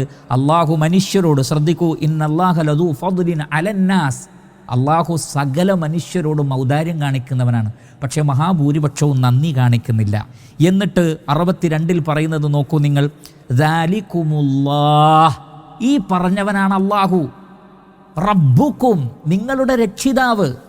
ഖാലിഖു കുല്ലി ഷൈഇൻ, എല്ലാറ്റിൻ്റെയും സ്രഷ്ടാവ്, എല്ലാറ്റിൻ്റെയും സ്രഷ്ടാവായ നിങ്ങളുടെയും സൃഷ്ടാവായ രാവും പകലും മാറ്റിമറിച്ചുകൊണ്ടിരിക്കുന്നവനായ കാരുണ്യവാനായ ആ ഒരു ഇലാഹ്. അതുകൊണ്ട് ലാ ഇലാഹ ഇല്ലാഹു, അവനല്ലാതെ ആരാധ്യനില്ല. ഫഅന്നാ തുഫകൂൻ, എന്നിട്ടും നിങ്ങൾ എങ്ങനെയാണ് തെറ്റിക്കപ്പെടുന്നത്? അതുകൊണ്ട് തന്നെ ഒരിക്കലും ഒരു കുലദൈവത്തിലേക്കോ ഒരു നാടിൻ്റെ ദൈവത്തിലേക്കോ ഒരു വ്യക്തിയുടെ ദൈവത്തിലേക്കോ അല്ല പറയുന്നത്. എല്ലാവരും അനുഭവിച്ചു കൊണ്ടിരിക്കുന്ന ഈ പ്രപഞ്ചത്തിലെ അനുഗ്രഹങ്ങളുടെ സംവിധായകൻ, അവനിലേക്കാണ് ക്ഷണിക്കുന്നത്. വീണ്ടും നോക്കൂ നിങ്ങൾ 64-ാമത്തെ വചനം, 40-ാം അധ്യായം. അല്ലാഹുല്ലദീ ജഅല ലക്കുമുൽ അർദ ഖറാറൻ വസ്സമാഅ ബിനാഅ വസവ്വറകും ഫഅഹ്സന സുവറകും വറസഖകും മിനത് ത്വയ്യിബാത്ത്. അല്ലാഹു എന്ന് പറഞ്ഞാൽ ഭൂമിയെ നിങ്ങൾക്ക് താമസിക്കുവാൻ ആവശ്യമായ രൂപത്തിൽ സംവിധാനിച്ചു. നമുക്കറിയാം, ഭൂമി സ്വന്തം അച്ചുതണ്ടിൽ കറങ്ങിക്കൊണ്ടിരിക്കുന്നു. അതിനു പുറമെ ദ്രുതഗതിയിൽ സൂര്യന് ചുറ്റും സഞ്ചരിക്കുന്നു. സൂര്യനും ഭൂമിയും എല്ലാം ഉൾക്കൊണ്ടുകൊണ്ടുള്ള മറ്റൊരു ചലനവുമുണ്ട്. എല്ലാം ദ്രുതഗതിയിലുള്ള ചലനമാണ്. പക്ഷേ അതൊന്നും അറിയാത്ത രൂപത്തിൽ നമുക്ക് ഓടാനും ചാടാനും കളിക്കാനും ചിരിക്കാനും കിടന്നുറങ്ങാനും നമ്മുടേതായ എല്ലാ കാര്യങ്ങളും ചെയ്യാൻ ഒരു അനക്കവും നമുക്ക് തോന്നാത്ത രൂപത്തിലുള്ള ഒരു സംവിധാനം എന്നത് മഹാത്ഭുതമല്ലേ? അത് ചെയ്തു തന്നവനാണ് അല്ലാഹു. അതേപോലെ തന്നെ ഉപരിലോകത്തെ നിങ്ങൾക്കൊരു കെട്ടിടം പോലെ, ഒരു മേൽപ്പുര പോലെ ആകാശലോകത്തെ സംവിധാനിച്ച് നിങ്ങളെ സംരക്ഷിക്കുന്നവൻ. വസവ്വറക്കും ഫഅഹ്സന സുവറക്കും, ഏറ്റവും നല്ലൊരു രൂപം നിങ്ങൾക്ക് നൽകി. മാതാവിൻ്റെ ഗർഭാശയത്തിലേക്ക് പോയ പദാർത്ഥം എന്താണ്? ശ്രദ്ധിക്കൂ നിങ്ങൾ. ഉമ്മയുടെ ഗർഭാശയത്തിലേക്ക് പോയ പദാർത്ഥം എത്ര നിസ്സാരമാണ്. അതിന് വല്ല രൂപമോ ആകൃതിയോ എന്തെങ്കിലുമുണ്ടോ? പക്ഷേ പുറത്തു വരുന്നത് എത്ര മനോഹരമായൊരു മനുഷ്യക്കുഞ്ഞാണ്. അങ്ങനെ നിങ്ങളെ രൂപപ്പെടുത്തിയ ആ ഒരു രൂപം നൽകിയ മുസവ്വിർ അവനാണ് അല്ലാഹു. ദാലികുമുല്ലാഹു റബ്ബുക്കും, നിങ്ങളുടെ രക്ഷിതാവായ അല്ലാഹു അവനാകുന്നു. ഫതബാറകല്ലാഹു റബ്ബുൽ ആലമീൻ, ലോകങ്ങളുടെ മുഴുവൻ രക്ഷിതാവ് അനുഗ്രഹ സമ്പൂർണനായിരിക്കുന്നു. ഹുവൽ ഹയ്യു, അവൻ എന്നെന്നും ജീവിച്ചിരിക്കുന്നവനാണ്. ലാ ഇലാഹ ഇല്ലാഹു, അവനല്ലാതെ ആരാധ്യനില്ല. ഫദുഊഹു മുഖ്ലിസീന ലഹുദ്ദീൻ, അതുകൊണ്ട് കീഴ്വണക്കം നിഷ്കളങ്കമാക്കി നിങ്ങൾ അവനെ മാത്രം ആരാധിക്കുക. അൽഹംദുലില്ലാഹി റബ്ബിൽ ആലമീൻ, സർവ്വസ്തുതികളും സർവ്വലോക രക്ഷിതാവായ അള്ളാഹുവിനാകുന്നു. അപ്പോൾ ഇസ്ലാം പരിചയപ്പെടുത്തുന്നത്, പരിശുദ്ധ ഖുർആൻ പരിചയപ്പെടുത്തിയത്, മുഹമ്മദ് നബി സല്ലല്ലാഹു അലൈഹി വസല്ലം പരിചയപ്പെടുത്തിയത് ഭൂമിയെയും അതേപോലെ തന്നെ ആകാശലോകങ്ങളെയും നമുക്ക് സംവിധാനിച്ചു തന്ന, രാവും പകലും സംവിധാനിച്ചു തന്ന, നമുക്കാവശ്യമായ ഭക്ഷണ പദാർത്ഥങ്ങളെല്ലാം ഉൽപ്പാദിപ്പിച്ചുകൊണ്ട് ഈ മഹാപ്രപഞ്ചത്തിൻ്റെ അധിപനായി നിലകൊള്ളുന്നവനായ ഏകനായ ആ ഒരു സൃഷ്ടാവ്, അവനാണ് സാക്ഷാൽ ആരാധ്യൻ. അവനെയാണ് നാം എല്ലാവരും ആരാധിക്കേണ്ടത് എന്ന് പറയുന്നിടത്ത് ഒരു നിലക്കുമുള്ള പക്ഷപാതിത്വമില്ല, ഏതെങ്കിലും ഒരു പ്രത്യേക ഗ്രൂപ്പുകളിലേക്കുള്ള ക്ഷണമില്ല, അതല്ലെങ്കിൽ ഏതെങ്കിലും ഒരു പ്രത്യേക വിഭാഗത്തോടുള്ള വിദ്വേഷമോ വെറുപ്പോ ഒന്നും അതിലില്ല. മറിച്ച് എല്ലാവരെയും സൃഷ്ടിച്ച പ്രപഞ്ചത്തിൻ്റെ സൃഷ്ടാവിനെ ആരാധിക്കണമെന്ന് പറയുന്നിടത്ത് ഈ പറയുന്ന ഒരു പ്രശ്നവുമില്ല യഥാർത്ഥത്തിൽ. അപ്പോൾ ആളുകൾ തെറ്റിദ്ധരിക്കുകയാണെന്ത്, അള്ളാഹു മാത്രമാണ് ആരാധ്യം എന്ന് പറയുമ്പോൾ അത് അള്ളാഹു എന്താണ് എന്ന് മനസ്സിലാക്കാത്തത് കൊണ്ടുള്ളൊരു പ്രശ്നമാണ്. അതൊരു മുസ്ലിം ദൈവമാണ് എന്നൊരു ചിന്തയിൽ നിന്നാണ് പലപ്പോഴും അത് വരുന്നത്. അതുകൊണ്ട് എൻ്റെ പ്രിയപ്പെട്ട സുഹൃത്തുക്കൾ മനസ്സിലാക്കേണ്ടത്, അള്ളാഹുവിനെ മാത്രമേ ആരാധിക്കാവൂ എന്ന് പറയുമ്പോൾ എന്താണ് അള്ളാഹു, അല്ലെങ്കിൽ ആരാണ് അള്ളാഹു എന്നതുകൂടി ഇസ്ലാം പറയുന്നുണ്ട്. അതുകൂടി ഒന്ന് മനസ്സിലാക്കാൻ സുഹൃത്തുക്കൾ ശ്രദ്ധിക്കണമെന്നാണ് വളരെ സ്നേഹത്തോടു കൂടി എനിക്ക് എന്നെയും നിങ്ങളെ ഓർമ്മപ്പെടുത്താനുള്ളത്. അതേപോലെ തന്നെ ഇസ്ലാം മുന്നോട്ട് വെക്കുന്ന മറ്റൊരു സന്ദേശമാണ്, ഇസ്ലാം പരിചയപ്പെടുത്തുന്ന അള്ളാഹു, അതല്ലെങ്കിൽ ഇസ്ലാം പരിചയപ്പെടുത്തുന്ന ഒരു മാനവികത എന്നത് ജാതിയുടെയോ മതത്തിൻ്റെയോ ഭാഷയുടെയോ രാഷ്ട്രത്തിൻ്റെയോ നാടിൻ്റെയോ അതിർവരമ്പുകളിൽ ഒതുങ്ങുന്നതല്ല. ഇസ്ലാം അത് അംഗീകരിക്കുന്നില്ല. ഞാൻ നേരത്തെ സൂചിപ്പിച്ചല്ലോ, പരിശുദ്ധ ഖുർആൻ 49-ാം അധ്യായം 13-ാമത്തെ വചനം, യാ അയ്യുഹന്നാസ്, മനുഷ്യരെ, ഇന്നാ ഖലഖനാകും മിൻ ദക്കരിൻ വ ഉൻസ, നിങ്ങളെ എല്ലാവരെയും നാമാണ് സൃഷ്ടിച്ചത്. അപ്പോൾ സൃഷ്ടിച്ചത് അള്ളാഹുവാണ്. ആരിൽ നിന്ന് സൃഷ്ടിച്ചു? ഒരു ഉപ്പയിൽ നിന്നും ഒരു ഉമ്മയിൽ നിന്നും. നിങ്ങളെല്ലാവരും ഒരു മാതാപിതാക്കളുടെ മക്കളാണ്. ഒരു വീട്ടിൽ ഒരേ മാതാപിതാക്കളുടെ മക്കളിൽ വ്യത്യസ്ത ജാതികൾ ഉണ്ടാകുമോ? നിങ്ങൾ ചിന്തിക്ക്. ഒരു തറവാട്ടിൽ തന്നെ ഒരു ഉമ്മയുടെയും ഉപ്പയുടെയും മക്കൾ വേറെ വേറെ ജാതിയാകാറുണ്ടോ? ഇല്ല. എങ്കിൽ പിന്നെ ആദം നബിയുടെയും ഹവ്വാ ബീവിയുടെയും മക്കളിൽ പിന്നെ വ്യത്യസ്ത ജാതികൾ എങ്ങനെ ഉണ്ടാകുന്നു? ഇനി എല്ലാവരും ഒരേ കുടുംബത്തിൽ നിന്ന് വന്നവരാണെങ്കിൽ അവർ വേറെ വേറെ നാട്ടിൽ താമസിച്ചതുകൊണ്ട് എന്തെങ്കിലും പ്രശ്നമുണ്ടോ? ഉദാഹരണത്തിന് ഇന്ത്യയിലുള്ള ആളുകൾ അല്ലെങ്കിൽ കേരളത്തിലുള്ള ആളുകൾ വ്യത്യസ്ത നാടുകളിൽ ജോലിക്ക് വേണ്ടി പോയി അവിടെ താമസിക്കുന്നു. അതുകൊണ്ട് അവർ ഇന്ത്യക്കാരല്ലാതായി മാറുമോ? ഒരിക്കലുമില്ല. എന്നതുപോലെ ഒരു തറവാട്ടിലെ മക്കളാണ്, ആളുകളുടെ എണ്ണം കൂടിയപ്പോൾ അവർ വേറെ വേറെ നാടുകളിൽ പോയി താമസിച്ചു. ഓരോ നാടിൻ്റെയും സാഹചര്യങ്ങൾക്കനുസരിച്ചുള്ള ഭാഷയും നിറവും സ്വഭാവവും അവർക്കുണ്ടായി എന്നല്ലാതെ ആ നാടിൻ്റെ പേരിൽ, അതല്ലെങ്കിൽ ഭാഷയുടെ പേരിൽ, നിറത്തിൻ്റെ പേരിൽ, ജാതിയുടെ പേരിലൊക്കെ മനുഷ്യനെ വേർതിരിക്കുക എന്നത് ഇസ്ലാം അംഗീകരിക്കുന്നേയില്ല. ശരിക്കും മനസ്സിലാക്കി വെച്ചോളൂ പ്രിയ സഹോദരങ്ങളെ, ഇസ്ലാം അത് അംഗീകരിക്കുന്നില്ല. എല്ലാവരും ഒരേ മാതാപിതാക്കളുടെ മക്കളാണ്, എല്ലാവരും മണ്ണിൽ നിന്ന് സൃഷ്ടിക്കപ്പെട്ടവരാണ്. മുഹമ്മദ് നബി സല്ലല്ലാഹു അലൈഹി വസല്ലം അദ്ദേഹത്തിൻ്റെ അതിബൃഹത്തായ വിടവാങ്ങൽ പ്രസംഗത്തിൽ പോലും പറഞ്ഞത് കുല്ലുക്കും മിൻ ആദം വ ആദമു മിൻ തുറാബ് എന്നാണ്. നിങ്ങളെല്ലാവരും ആദമിൽ നിന്നാണ്, ആദം അലൈഹി സ്വലാത്തു വസ്സലാമെ അള്ളാഹു മണ്ണിൽ നിന്നാണ് സൃഷ്ടിച്ചത്. അതല്ലാതെ സ്വർണം കൊണ്ട് സൃഷ്ടിക്കപ്പെട്ടവരൊന്നും ഇവിടെ ഇല്ല, വെള്ളി കൊണ്ട് സൃഷ്ടിക്കപ്പെട്ടവരൊന്നും ഇവിടെ ഇല്ല. എല്ലാവരും മണ്ണിൻ്റെ അംശത്തിൽ നിന്നുണ്ടായിട്ടുള്ള ആദം അലൈഹി സ്വലാത്തു വസ്സലാമയുടെ മക്കളാണ്. മാത്രമല്ല ഭാഷയിലും നിറത്തിലുമുള്ള വ്യത്യാസം സ്രഷ്ടാവായ അല്ലാഹു സുബ്ഹാനഹു വ തആല തന്നെ സംവിധാനിച്ചതാണ്. ഞാൻ നിങ്ങൾക്ക് അതിനുള്ള റെഫറൻസ് തരാം. പരിശുദ്ധ ഖുർആൻ 30-ാം അധ്യായം 22-ാമത്തെ ആയത്ത്. പരിശുദ്ധ ഖുർആനിലെ 30-ാം അധ്യായം 22-ാമത്തെ ആയത്ത്. വമിൻ ആയാത്തിഹി, അവൻ്റെ ദൃഷ്ടാന്തങ്ങളിൽപ്പെട്ടതാണ് ഖൽഖുസ് സമാവാതി വൽ അർദ്, ആകാശങ്ങളുടെയും ഭൂമിയുടെയും സൃഷ്ടിപ്പ്, വഖ്തിലാഫു അൽസിനതികും വ അൽവാനികും ഇന്ന ഫീ ദാലിക ലആയാതിൽ ലിൽ ആലിമീൻ. നിങ്ങളുടെ ഭാഷയിലും നിറത്തിലുമുള്ള വ്യത്യാസം അള്ളാഹുവിൻ്റെ ദൃഷ്ടാന്തമാണ് എന്നാണ്. നിറം മാറിയത് ഒരാളുടെയും ഗുണം കൊണ്ടല്ല. ഒരാൾ വെളുത്തവനായത് അയാൾ തീരുമാനിച്ചിട്ടാണോ? ഒരാൾ കറുത്തവനായത് അയാൾ തീരുമാനിച്ചിട്ടാണോ? നാട് നമ്മളാണോ പ്രിയപ്പെട്ടവരെ തിരഞ്ഞെടുത്തത്? പഞ്ചായത്ത് തിരഞ്ഞെടുത്തത് നമ്മളാണോ? ഏത് ഹോസ്പിറ്റലിൽ ജനിക്കണമെന്നതുപോലും നമുക്കൊരു തീർച്ചയില്ല, അല്ലേ? അങ്ങനെയാണ് കാര്യങ്ങൾ. എന്നിരിക്കെ നാം നിറത്തിൻ്റെ പേരിൽ, ഭാഷയുടെ പേരിൽ, നാടിൻ്റെ പേരിൽ ആളുകൾക്കിടയിൽ വിവേചനം കൽപ്പിക്കുന്ന ചിലർ ഉയർന്നവരാണ്, ചിലർ താഴ്ന്നവരാണ് എന്ന് കരുതുന്ന ഒരു ഏർപ്പാട് ഇസ്ലാം അംഗീകരിക്കുന്നില്ല. അങ്ങനെ ജാതിയുടെ പേരിൽ വിവേചനം കാണിക്കുന്നവനല്ല ഇസ്ലാം പരിചയപ്പെടുത്തുന്ന അല്ലാഹു സുബ്ഹാനഹു വ തആല. നാടിൻ്റെ പേരിൽ ഒരു പ്രത്യേക നാട്ടുകാരോട് സ്നേഹം, വേറൊരു പ്രത്യേക നാട്ടുകാരോട് വെറുപ്പ്, അതുണ്ടാവില്ല. കാരണം അങ്ങനെ ഒരു സങ്കല്പം ഉണ്ടാവണമെങ്കിൽ ഓരോ നാടിനും വേറെ വേറെ ദൈവമെന്ന സങ്കല്പം ഉണ്ടാവണം. അപ്പോഴേ അതുണ്ടാവുള്ളൂ. ശരിക്കും മനസ്സിലാക്കുക, ഈ ഭൂമി മുഴുവൻ അള്ളാഹുവിൻ്റെതാണെങ്കിൽ പിന്നെ ആകാശവും ഭൂമിയും സകല സൃഷ്ടികളും ഒരേ സൃഷ്ടാവിൻ്റെതാണെങ്കിൽ പിന്നെ പ്രത്യേകം ചില നാട്ടുകാരോട് സ്നേഹം, പ്രത്യേകം ചില നിറമുള്ളവരോട് സ്നേഹം, പ്രത്യേകം ചില ഭാഷക്കാരോട് സ്നേഹം, ഇങ്ങനെ ഉണ്ടാവില്ല. ആ സൃഷ്ടാവിന്, അവൻ സകല പ്രപഞ്ചത്തിൻ്റെയും സൃഷ്ടാവാണ്, ഈ ഭൂമിയുടെ മുഴുവൻ സൃഷ്ടാവാണ്, സകല മനുഷ്യരുടെയും സൃഷ്ടാവാണ്. അതുകൊണ്ട് അല്ലാഹു സുബ്ഹാനഹു വ തആല പറയുന്നത് ശരിക്കും ശ്രദ്ധിക്കുക. 30-ാം അധ്യായം 22-ാമത്തെ ആയത്ത്, ഭാഷയിലുള്ള വ്യത്യാസവും നിറത്തിലുള്ള വ്യത്യാസവും അവൻ്റെ ദൃഷ്ടാന്തങ്ങളിൽപ്പെട്ടതാണ്, വിവരമുള്ളവർ ആലോചിച്ച് മനസ്സിലാക്കട്ടെ എന്നാണ്. ഒരിക്കലും അതിൻ്റെ പേരിൽ ഒരു നിലക്കുമുള്ള വിവേചനം പാടില്ല എന്ന് ഇസ്ലാം പഠിപ്പിക്കുന്നു. അതുകൊണ്ട് തന്നെ സകല ഉച്ചനീചത്വങ്ങൾക്കും, ഭാഷയുടെ, നാടിൻ്റെ, നിറത്തിൻ്റെ പേരിലുള്ള, ജാതിയുടെ പേരിലുള്ള എന്തെല്ലാം ഉച്ചനീചത്വങ്ങളുണ്ടോ അതിനെയെല്ലാം ഇസ്ലാം എതിർക്കുന്നു.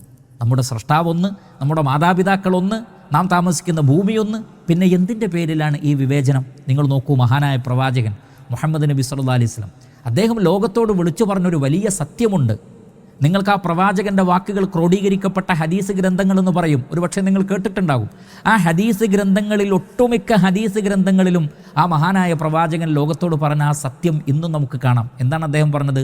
ലാ ഫദ്ല ലി അറബിയ്യിൻ അലാ അജമിയ്യിൻ വലാ ലി അജമിയ്യിൻ അലാ അറബിയ്യിൻ വലാ ലി അബ്യദ അലാ അസ്വദ് വലാ ലി അസ്വദ അലാ അബ്യദ് ഇല്ലാ ബിതഖ്വ കുല്ലുക്കും മിൻ ആദം വ ആദമു മിൻ തുറാബ് ഇന്ന അബാക്കും വാഹിദ് വ ഇന്ന റബ്ബക്കും ലവാഹിദ്. എന്താണ് ആ പ്രവാചകൻ പറഞ്ഞത്? അറബിക്ക് അനറബിയേക്കാളോ അനറബിക്ക് അറബിയേക്കാളോ ഒരു പ്രത്യേകതയുമില്ല. കറുത്തവന് വെളുത്തവനേക്കാളോ വെളുത്തവന് കറുത്തവനേക്കാളോ ഒരു പ്രത്യേകതയുമില്ല. ധർമ്മനിഷ്ഠ കൊണ്ടല്ലാതെ. നിങ്ങളുടെ സൃഷ്ടാവ് ഒന്നാണ്, നിങ്ങളുടെ പിതാവ് ഒന്നാണ്, നിങ്ങളെല്ലാവരും ആദമിൽ നിന്നുള്ളതാണ്. ആദം അലൈഹി സ്വലാത്തു വസ്സലാമയാകട്ടെ മണ്ണിൽ നിന്നുമാണ്. ഇത്ര കൃത്യമായിട്ടുള്ള ഒരു മാനവിക കാഴ്ചപ്പാടാണ് ഇസ്ലാം മുന്നോട്ട് വെക്കുന്നത്. അതുകൊണ്ട് തന്നെ ജാതിയുടെ, നിറത്തിൻ്റെ, രാഷ്ട്രത്തിൻ്റെ, ഭാഷയുടെ പേരിലുള്ള പെരുമ നടിക്കലിന് യാതൊരു പ്രസക്തിയുമില്ല. എന്ന് മാത്രമല്ല, അതിൻ്റെ കൂടെ ചേർത്ത് മനസ്സിലാക്കേണ്ടുന്ന വളരെ സുപ്രധാനമായൊരു പോയിൻ്റ് ഇസ്ലാം മുന്നോട്ട് വെക്കുന്നുണ്ട്. നാടല്ല പ്രധാനം, മനുഷ്യനാണ് പ്രധാനം. ശ്രദ്ധിക്കുക നിങ്ങൾ. എൻ്റെ വാക്ക് ശരിക്കും ശ്രദ്ധിക്കുക. നാടല്ല പ്രധാനം, മനുഷ്യനാണ്. ഇസ്ലാമിൻ്റെ പ്രമേയം തന്നെ മനുഷ്യൻ എന്നാണ്. നിങ്ങൾ ഖുർആനിൽ എവിടെയെല്ലാം നോക്കിക്കോളൂ, ഒരു പ്രത്യേക നാടിന് അവിടെ ഒരു പ്രസക്തി കാണുന്നില്ല, ഒരു പ്രത്യേക നിറത്തിന്, ഭാഷയ്ക്ക് അവിടെ പ്രസക്തി കാണാൻ കഴിയില്ല. മനുഷ്യനാണ് പ്രസക്തിയുള്ളത്. മനുഷ്യൻ നന്നായാൽ അതാണ് അവന് ഗുണകരമായിട്ടുള്ളത്. ഒരു നാടും മനുഷ്യനെ നന്നാക്കുകയില്ല. നിങ്ങൾ നോക്കൂ, ലോകം കണ്ട ഏറ്റവും ശ്രേഷ്ഠനായ വ്യക്തിത്വമാണ് മുഹമ്മദ് നബി സല്ലല്ലാഹു അലൈഹി വസല്ലം. മുഹമ്മദ് നബി ജനിച്ചത് മക്കയിലാണ്. എന്നാൽ ആ പ്രവാചകനടക്കമുള്ള നല്ല മനുഷ്യന്മാരെ ഉപദ്രവിക്കുന്നതിൽ ഏറ്റവും മുൻപന്തിയിലുണ്ടായിരുന്ന ആ നാട്ടിലെ ഏറ്റവും മോശക്കാരനായിരുന്നു അബൂജഹൽ. അബൂജഹൽ ജനിച്ചതും അതേ നാട്ടിൽ തന്നെ. ഏകദേശം നബി സല്ലല്ലാഹു അലൈഹി വസല്ലമയുടെ അയൽവാസിയായിരുന്നു അബൂജഹൽ. അയൽവാസിയായിരുന്നു, ഒരേ നാട്ടിൽ, ഒരേ പ്രദേശത്ത്, ഒരേ പരിസരങ്ങളിൽ ജനിച്ചവർ. പക്ഷെ ആ നാട്ടിൽ ജനിച്ചതുകൊണ്ട് അബൂജഹലിന് വല്ല നേട്ടവും ഉണ്ടായോ? അവിടെ കഅബാലയമുണ്ട്, പരിശുദ്ധ മസ്ജിദുൽ ഹറമുണ്ട്, പുണ്യമാക്കപ്പെട്ട ഭൂമിയാണ്. ആ പുണ്യമാക്കപ്പെട്ട ഭൂമിയിൽ ജനിച്ചതുകൊണ്ട് അബൂജഹൽ അടക്കമുള്ള അതേപോലെയുള്ള ഒരുപാട് ആളുകൾ അവിടെ ഉണ്ടായി. അവർക്ക് വല്ല സംസ്കാരത്തിൽ വല്ല നന്മയുണ്ടായോ? ഇല്ല. അവിടെ ആളുകൾ ഏതെങ്കിലും ഒരു നാട്ടിൽ ജനിച്ചതുകൊണ്ട് മനുഷ്യൻ നന്നാവണമെന്നില്ല. ഒരു നാടിൻ്റെ മഹിമ കൊണ്ട് ഒരാളും നന്നാവുകയില്ല. ഇപ്പം ഇന്ത്യ രാജ്യത്ത്, ഇന്ത്യയിലെ ജയിലുകളിൽ കഴിയുന്ന വലിയ കൊലപാതകങ്ങൾ നടത്തിയവർ, തീവ്രവാദം, ഭീകരവാദം നടത്തിയവർ, അതേപോലെ തന്നെ വലിയ വലിയ ക്രൂരകൃത്യങ്ങൾ നടത്തിയ ലക്ഷക്കണക്കിന് തടവുകാർ ഇന്ത്യയിൽ ജനിച്ചവർ ഇന്ത്യൻ ജയിലുകളിലില്ലേ? ഇന്ത്യയിൽ ജനിച്ചു എന്നതുകൊണ്ട് അവർ കുറ്റവാളികളല്ലാതായി മാറിയോ? കുറ്റകൃത്യത്തിൽ നിന്ന് അവരെ തടഞ്ഞോ? ഇവിടെ വ്യഭിചാരം, പലിശ, മദ്യപാനം, കൊലപാതകം, തീവ്രവാദം, വഞ്ചന, ചതി, അങ്ങനെ തുടങ്ങി എന്തെല്ലാം തിന്മകൾ, ബലാത്സംഗം, കൊല ചെയ്യൽ, അങ്ങനെ എല്ലാം ഉണ്ട്. ഇന്ത്യയിൽ ജനിച്ചതുകൊണ്ട് ഈ തിന്മകളിൽ നിന്ന് മനുഷ്യന് മാറി നിൽക്കാൻ സാധിച്ചോ? സൗദി അറേബ്യയിലെ ജയിലുകളിൽ, അതേപോലെ തന്നെ ഇസ്ലാമിക രാഷ്ട്രങ്ങളെന്ന് പറയുന്ന രാജ്യങ്ങൾ എടുത്തോളൂ, ഇനി ക്രൈസ്തവ രാഷ്ട്രങ്ങൾ എടുത്തോളൂ, വലിയ സംസ്കാരമുള്ള യൂറോപ്പ്, അമേരിക്ക, എല്ലാ രാജ്യങ്ങളും എടുത്തോളൂ. ആ എല്ലാ രാജ്യങ്ങളിലും അവിടെയുള്ള ജയിലുകളിൽ ആ നാടുകളിലെ കൊടും കുറ്റവാളികളാണ് ഉള്ളത്. അവരൊക്കെ ആ നാട്ടിൽ ജനിച്ചവരാണ്. ആ നാട്ടിൽ ജനിച്ചതുകൊണ്ട് കുറ്റകൃത്യത്തിൽ നിന്ന് അതവരെ തടഞ്ഞോ? അതവർക്ക് വല്ല സംസ്കാരവും നൽകിയോ? എന്നാൽ അതേ സമയത്ത് നല്ല മനുഷ്യരായി ജീവിക്കുന്ന ആളുകളും ആ രാജ്യത്തുണ്ട്. നമുക്കറിയാം, മഹാത്മാ എന്ന് തന്നെ അദ്ദേഹത്തെ പേര് വിളിച്ചത് ഇന്ത്യ രാജ്യത്തിന് വേണ്ടി, ഇന്ത്യയുടെ സ്വാതന്ത്ര്യത്തിന് വേണ്ടി അദ്ദേഹം പ്രവർത്തിച്ചതുകൊണ്ടാണ്. പക്ഷേ അദ്ദേഹത്തെ വെടിയുതിർത്ത് കൊന്നവരും ഇതേ രാജ്യക്കാർ തന്നെയാണ്. അപ്പോൾ ഒരു രാജ്യത്ത് അവിടെ നല്ല മനുഷ്യരുണ്ടാകും, ചീത്ത മനുഷ്യരുണ്ടാകും. ഒരു രാജ്യത്തിൻ്റെ പേരിലും മഹിമ പറഞ്ഞതുകൊണ്ട് കാര്യമില്ല എന്നും, മനുഷ്യനാണ് നന്നാവേണ്ടത്. പ്രവാചകൻ പറഞ്ഞത് അല ഇന്ന ഫിൽ ജസദി മുദ്ഗ. ശ്രദ്ധിച്ചു കേൾക്കുക, നമ്മുടെ പ്രവാചകൻ്റെ വാക്കാണ്, നമ്മളെല്ലാവരും കേൾക്കണം. അല ഇന്ന ഫിൽ ജസദി മുദ്ഗ ഇദാ സ്വലഹത് സ്വലഹൽ ജസദു കുല്ലു വ ഇദാ ഫസദത് ഫസദൽ ജസദു കുല്ലു അല വഹിയൽ ഖൽബ്. മനുഷ്യൻ്റെ ശരീരത്തിൽ ഒരു മാംസ കഷ്ണമുണ്ട്, അത് നന്നായാൽ അവൻ നന്നായി, അത് ചീത്തയായാൽ അവൻ്റെ ശരീരം മുഴുവൻ ചീത്തയായി. അറിയുക, അതാണ് ഹൃദയം എന്നാണ്. ഹൃദയമാണ് നന്നാവേണ്ടത്. അങ്ങനെ നല്ല മനുഷ്യരായി തീരുമ്പോൾ ആ നല്ല മനുഷ്യന്മാർ ജീവിക്കുന്ന ഒരു നാടിനെ നമുക്ക് നല്ല നാട് എന്ന് പറയാം. അതല്ലാത്ത നിലക്ക് ഒരു മണ്ണും ഒരു നാടും ഒരു രാജ്യത്തിൻ്റെ അതിർത്തിയും മനുഷ്യനെ നന്നാക്കുമെന്ന് വിചാരിക്കരുത്. ഇസ്ലാം പഠിപ്പിക്കുന്ന വളരെ വലിയ തത്വമാണത്. നാടൊരാളെയും നന്നാക്കുന്നുമില്ല, നാട് ഒരാളെയും ചീത്തയാക്കുന്നുമില്ല. ഹൃദയമാണ് നന്നാവേണ്ടത്. അത് നന്നാവാൻ ആവശ്യമായ മാർഗദർശനങ്ങൾ അല്ലാഹു സുബ്ഹാനഹു വ തആലയിൽ നിന്ന് വരുമ്പോൾ അത് സ്വീകരിച്ച് ജീവിക്കുന്നവൻ നല്ലവൻ. അതിനെ നിരാകരിച്ചുകൊണ്ട് അതിക്രമങ്ങളും ക്രൂരകൃത്യങ്ങളും അനീതികളും ചെയ്ത് ജീവിക്കുന്നവൻ ചീത്ത ആൾ. അതുകൊണ്ട് തന്നെ ഓരോ രാജ്യക്കാർക്കും അവർ ജനിച്ച നാടിനോടും അതേപോലെ തന്നെ അവർ വളർന്ന നാടിനോടുമുള്ള എല്ലാ സ്നേഹങ്ങളും എല്ലാ കാര്യങ്ങളുമുണ്ട്. പക്ഷേ ഒരിക്കലും തന്നെ അത് നന്മ തിന്മകളുടെ മാനദണ്ഡമായി കാണരുത് എന്ന ഇസ്ലാമിൻ്റെ ഒരു സുപ്രധാനമായ സന്ദേശം നിങ്ങൾ മനസ്സിലാക്കണം. അതുകൊണ്ട് നാടല്ല, സ്രഷ്ടാവായ നാഥൻ, അവൻ്റെ മാർഗദർശനത്തിലൂടെയാണ് മനുഷ്യൻ നന്നാവേണ്ടത്. മോശക്കാരായ ആളുകൾ, ചീത്ത ആളുകൾ എല്ലാ നാട്ടിലുമുണ്ട്. അതുകൊണ്ട് തന്നെ ആ നാട് മോശം, ഞങ്ങളുടെ നാട് നല്ലത്, ഞങ്ങളുടെ നാട് നല്ലത്, നിങ്ങളുടെ നാട് മോശം, ആ നാട് നല്ലത്, ഈ നാട് മോശം, ഇങ്ങനെയുള്ള പ്രയോഗങ്ങൾക്കൊന്നും പ്രത്യേകിച്ച് പ്രസക്തിയില്ല എന്ന് നാം മനസ്സിലാക്കേണ്ടതുണ്ട്. അതോടൊപ്പം തന്നെ ഇസ്ലാം മുന്നോട്ട് വെക്കുന്ന വളരെ സുപ്രധാനമായ മറ്റൊരു തത്വമാണ് ജീവിതം അത് ഉത്തരവാദിത്വത്തോടു കൂടി നിർവഹിക്കേണ്ട ഒന്നാണ്. ജീവിതത്തിലൊരു ഉത്തരവാദിത്ത ബോധവുമില്ലെങ്കിൽ ജീവിതം ഒരിക്കലും നല്ല രൂപത്തിൽ കൊണ്ടുപോവുക സാധ്യമല്ല. ഞാൻ ചോദിക്കുന്നു, ഒരു ഉദ്യോഗസ്ഥൻ തന്നെ നിരീക്ഷിക്കുന്ന ഒരാളുണ്ട് എന്ന് കരുതുമ്പോഴേ അയാളുടെ ജോലി വളരെ നന്നായി ചെയ്യുകയുള്ളൂ, അങ്ങനെയല്ലേ? അതേപോലെ തന്നെ ഒരു വിദ്യാർത്ഥി നന്നായി പഠിക്കണമെങ്കിൽ പരീക്ഷയെക്കുറിച്ചും ആ പരീക്ഷ എഴുതി ജയിച്ചാൽ കിട്ടുന്ന നേട്ടങ്ങളെക്കുറിച്ചുമൊക്കെ അയാൾക്കൊരു ബോധമുണ്ടാവണം. അത് നേടാനുള്ളൊരു ആഗ്രഹമുണ്ടെങ്കിലേ ആ കുട്ടി നന്നായി പഠിക്കുകയും പരീക്ഷ എഴുതുകയും ചെയ്യുകയുള്ളൂ. ഈ ബോധമില്ലെങ്കിൽ ഒരാളും തൻ്റെ ഉത്തരവാദിത്തം നിർവഹിക്കുകയില്ല. തന്നെ ശ്രദ്ധിക്കുന്ന ഒരു മാനേജറുണ്ട്, ഒരു കമ്പനിയുണ്ട്, അവിടെ ഒരു മാനേജ്മെൻ്റ് ഉണ്ട്, അവർ ശ്രദ്ധിക്കും. ഞാൻ മോശമാണെങ്കിൽ എന്നെ അവർ പുറത്താക്കുമെന്ന് ചിന്തിക്കുമ്പോഴേ ഒരു ഉദ്യോഗസ്ഥൻ നല്ല നിലക്ക് പണിയെടുക്കുകയുള്ളൂ. അത് ഏത് ഫീൽഡ് എടുത്ത് നോക്കിയാലും അങ്ങനെ തന്നെയാണ്. താൻ നിരീക്ഷിക്കപ്പെടുന്നു, തനിക്ക് ഉത്തരവാദിത്തമുണ്ട് എന്ന ചിന്തയുണ്ടാകുമ്പോഴേ ഏറ്റവും നന്നായി പ്രവർത്തിക്കാൻ മനുഷ്യന് സാധിക്കുകയുള്ളൂ. അത് മനുഷ്യൻ്റെ ഒരു സ്വഭാവമാണ്.